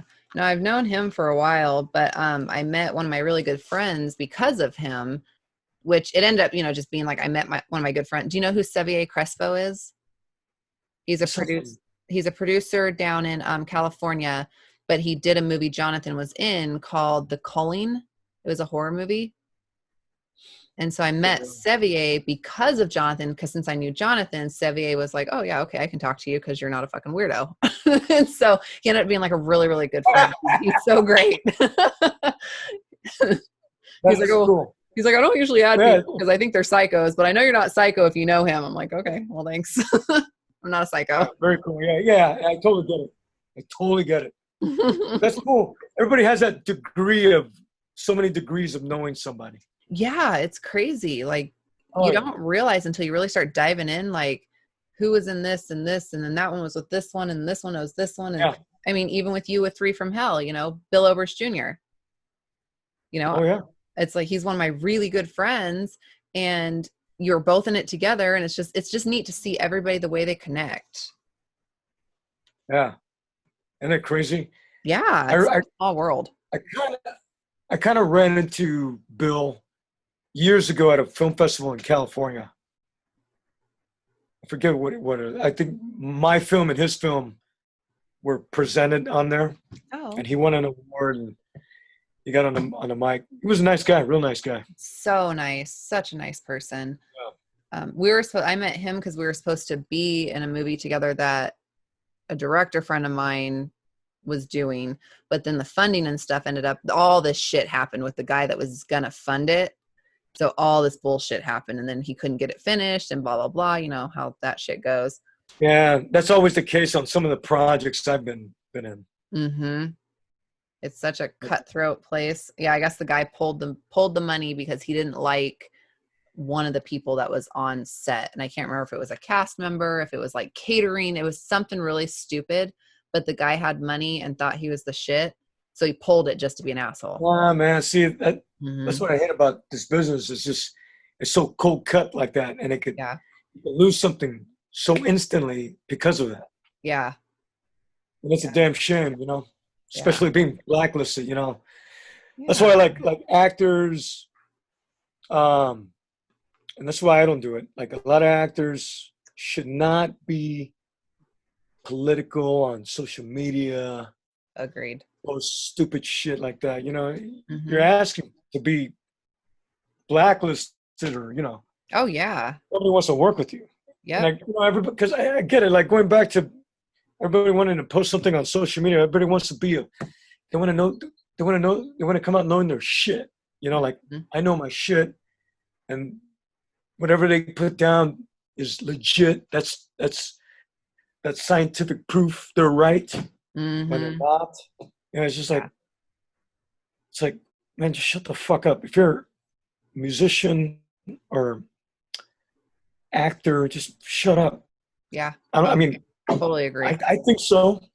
This way, because see, if you do that, then you're gonna have a party, a majority of the party on this side that don't like you because of that. Yep. Oh yeah. Vice versa on this side, whether it's maybe this side likes you, or maybe this side doesn't like you, and this side does. Mm-hmm. So Or why if this side was, sacrifice that? yeah. Yep. Or if this side was gonna work with you, and then you post a fucking political thing, and he's like, "Fuck you, I'll go to the next person." Exactly. Yeah. Exactly. Yep. So I don't know. More power to him. It's like, okay, you want to do that and destroy your career? Go for it. Mm-hmm. I'm not gonna do it. No, hell no. It's exactly why I don't do it, because it's like there's way too many people that, because I'm nowhere where you are, but I will never get there if I start posting that kind of shit. Hey man, Elvis didn't do it. That's true. They try to get Elvis like, back then, back in his day. Hey, who you voting for? He's like, I'm like, nobody. I'm not gonna tell you.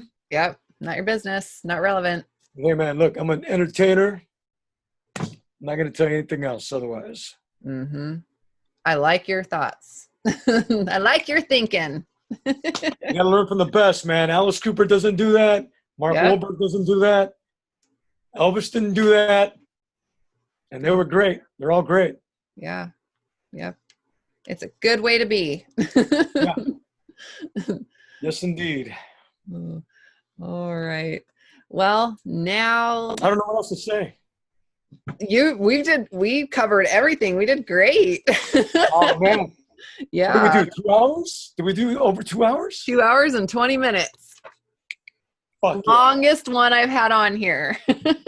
Oh man. Yeah. We didn't even talk about my band. Oh shit. We can do that another time. We can talk about your band if you want. Yeah, well, look up Love Sick Drug. I know I had junk going on, but that's on hold. You can look at okay. junk. You can look at my whatever that's out on junk now. Mm-hmm. But I'm focused on Love Sick Drug, LSD. Hard rock. I got some girls in the band. I got some guys in the band. It's fun rock. Damn. Be coming out with some stuff hopefully at the end of the year. Cool. I didn't know you were doing a second band. Yeah. So I had an LSD band a long time ago prior to Junk. It was called what was it? Love Stricken Demise. Mm-hmm. And it had the singer was she was one of the first contestants on American Idol. Oh shit. Her name was Nikki McKibben, and we were an item back in the day. Oh. But at the time we remained friends, and I wanted her in the band, and we did that band. That band failed. I did Junk. Mm-hmm. Junk's now on hold. I always wanted to do something with Love Stricken Demise, but I didn't want to work with the people that were in the band. Yeah. So I said, I'm going to use the same music and continue where I left off of that band, but with a different band. But I still wanted love in there and LSD. Mm-hmm. And at one point I wanted to use Love Sick Drug. So now I'm using it, Love Sick Drug. Yeah. Cool. Do you have Instagram and stuff on that? Yeah. Uh-huh. Okay. So go on there and I'll be posting music on there pretty soon, and we'll be playing hopefully when these motherfuckers open the country up. I know. That's the one thing one of the one things that sucks is I go to tons of concerts and it's like everything has been canceled. Yeah. That's like my summer. Right? Yes. It's like how are we gonna do this? That's the thing. It's like I'm curious how they're gonna do concerts, like with the social distancing. How are you supposed to be 6 feet apart from the next person? Oh yeah, there's no way. No way. Do that to a concert. Mm-hmm. Unless they make them all seats instead of like standing room. Yeah. That's my guess is like they just put out seats. Yeah, but they're still going to touch doors. They're still going to be at the bar. They're still going to be. It's not going to work. It's the most That's stupidest thing ever, man. This whole fucking pandemic shit. Yes. Stupid. Yep. There, I just followed it. I had no idea you were doing a second band. Oh, awesome. Thank you. Right on. That's cool. Yay. You'll have to come to Yay. Idaho. You'll have to play here with one of the bands. Absolutely, man. If we get the chance to, or if we can, Mm-hmm. I'm gonna do it. That'd be great. You gotta let me know what rock clubs are up there. I will. Yeah, for sure. I'll send you a message and tell you. Yeah, and I'll book us up there for sure. Hell yeah. Oh, that'd be awesome. Other than that, that's all I got going on. I mean, I got no life. Just a few things going on, nothing major. Nothing, man. You got all this like list of stuff that you've done. It's like, damn, you're doing good. I'm happy. You know what? I know one thing I was going to say. The very first movie that I ever done, I know you could probably get that. I think you could get that on some sort of platform that's out there. Mm-hmm. If you look up a movie called Young Producers. Okay, I'm going to write this down. Young Producers. I had a small scene in that, but that was my very first role ever movie. Young Producers. Did you shoot it in Texas or LA? It was Texas. Nice.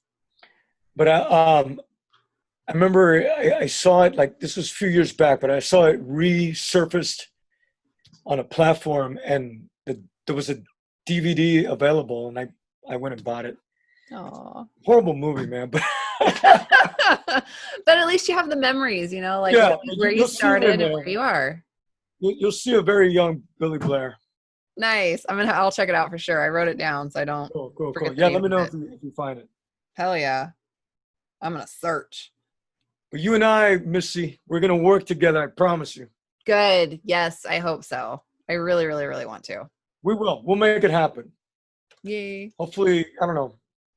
Like I said, I always know movie directors that want to work with me, Mm-hmm. and then they got roles, and they either ask me, do I know anybody, or if I see a role and it's not taken, and I look out for like you or like my daughter or anybody, Mm-hmm. then I ask, can I get that role? Nice. Somebody else. So it normally works out. Cool. Yeah, I can't wait. That'll be so fun. It'll happen. Good. Yay. Cool. All right. So if you want to just now let everybody know where to find you, which you kind of mentioned it before, but just in case they missed it, social media, what you have coming out that's going to be available here soon, and just anything else that you want to kind of close with. Okay. So again, Instagram, Billy Blair 2. But I don't know. It's like like there's two little eyes. They didn't let me put a Roman numeral 2. I don't know why. So it's Billy Blair I. Yeah, it was Billy Blair I. But it's supposed to be 2. Anyways, but Facebook, I prefer you go to my page where you like my acting page, Mm-hmm. my business page. My personal page, if I don't know you, I'm not gonna accept it. But I keep that as my personal page. But Yeah. go to my acting business page and go like that, Billy Blair. Twitter as well. TikTok, if you want to get me there. I hardly ever use it. Snapchat, I hardly ever use it. Is that all the platforms? Yeah, those. Also my band, you could go check on those. Love Sick Drug. Junk. Go look at Junk. And in movies, I think I said what I got coming out. Infamous. Mm-hmm. Blind Blood. God damn it. Body Brokers. What Josiah Saw. And Midnight Devil. Yes. That all? That was it. Damn. And Yeah. Definitely check out Cherokee Creek. Yes. Instagram, Facebook, Amazon. What was it? Scream Team releasing. Dream Team releasing, if you want the Blu-ray. If you want to just check it out, if you haven't seen it yet, go to Amazon, rent it for 99 cents. Mm-hmm. And if you love it, go get the Blu-ray. Yes. Release.com. It's worth buying. Definitely worth buying. Please, thank you. Yeah, it's fun. A lot of fun. It If you like Bigfoots and severed dicks, you'll love it. I was laughing so fucking hard when you're holding it. His dick. I And then know, when right? Todd's just screaming when it's like gone, I was like, that hole. He's got like a hole. Man, I'm telling you, man, if you like that, the ideas that we got for Switchblade, I can't wait. further. I totally can't wait. And I'm totally going to be in it with you. Fuck yeah, man. We got to make it happen. Definitely. Do it. Oh, man. Okay, I'm just going to do a couple shout outs real quick. Crazy Ink Publishing for publishing my books, Broken Halo, and I Broken want to Halo. get one. Yeah. So this is my first one, Broken Halo, and then my second one is Broken Halo Blood Curse. My third one comes out in January, Broken Halo Witches Game. That's amazing. Thank you. I always wanted to write a book. So anybody that's able to get their book published, man, I applaud you. Thank you so much. I've had it since 2013 is when I started it, maybe sooner, and I'm just now getting to where I found a publisher and stuff. I had self-published it for a while, and marketing is so hard. It is so hard. Oh, yeah. Tell me about it. We're marketing our movie. And I'm not good at it. That's the problem, is I'm just not good at marketing. So Crazy Ink Publishing took on those books. So I thank them so much. Aaron Lee, Matthew Price Thompson with MPT Graphics for doing my artwork. Johnny Daggers with Dagger Vision Film for doing my intro, my logo, some artwork. And he was my first guest. So thank you to him. Chris Atella for doing my outro music, and then my iTunes, Spotify, Google Podcasts, intro and outro. My Indie Productions, I'm an artist on there, so I thank them for promoting me every single week and all of my work and projects. So check them out on myindieproductions.com, also on Instagram, Twitter, Facebook. Horror with Sir Sturdy. He's how I started podcasting, so check him out. He's on all the platforms as well. And then Bud Vino, who is just a huge supporter of mine, a very good friend. He does podcasting radio. He has a show called Custody Lives Matter. I always get it confused. Custody Lives Matter. And he fights for parental rights and stuff for people that get basically fucked over. So he's amazing. Check him out. And with that, I am done. Wow. I got to get one of your books. Definitely. Well, send me your address. I have Broken Halo here. I just don't have the second one. Well, no, but I have some copies. I'm going to buy it. I'm going to support you. Oh, thank you. And I'm going to promote it too. Thank you. I can bet. Kidding? That's awesome. Thank you so much. I really, really appreciate it. And thank you for having me on. Thank you for coming on. You were my longest guest so far, 2 hours and 32 minutes. All right. That was awesome. Awesome. So thank you so much. Right on. Me too. So have a good night. And thank you for doing this with me. You bet. And I will talk to you soon.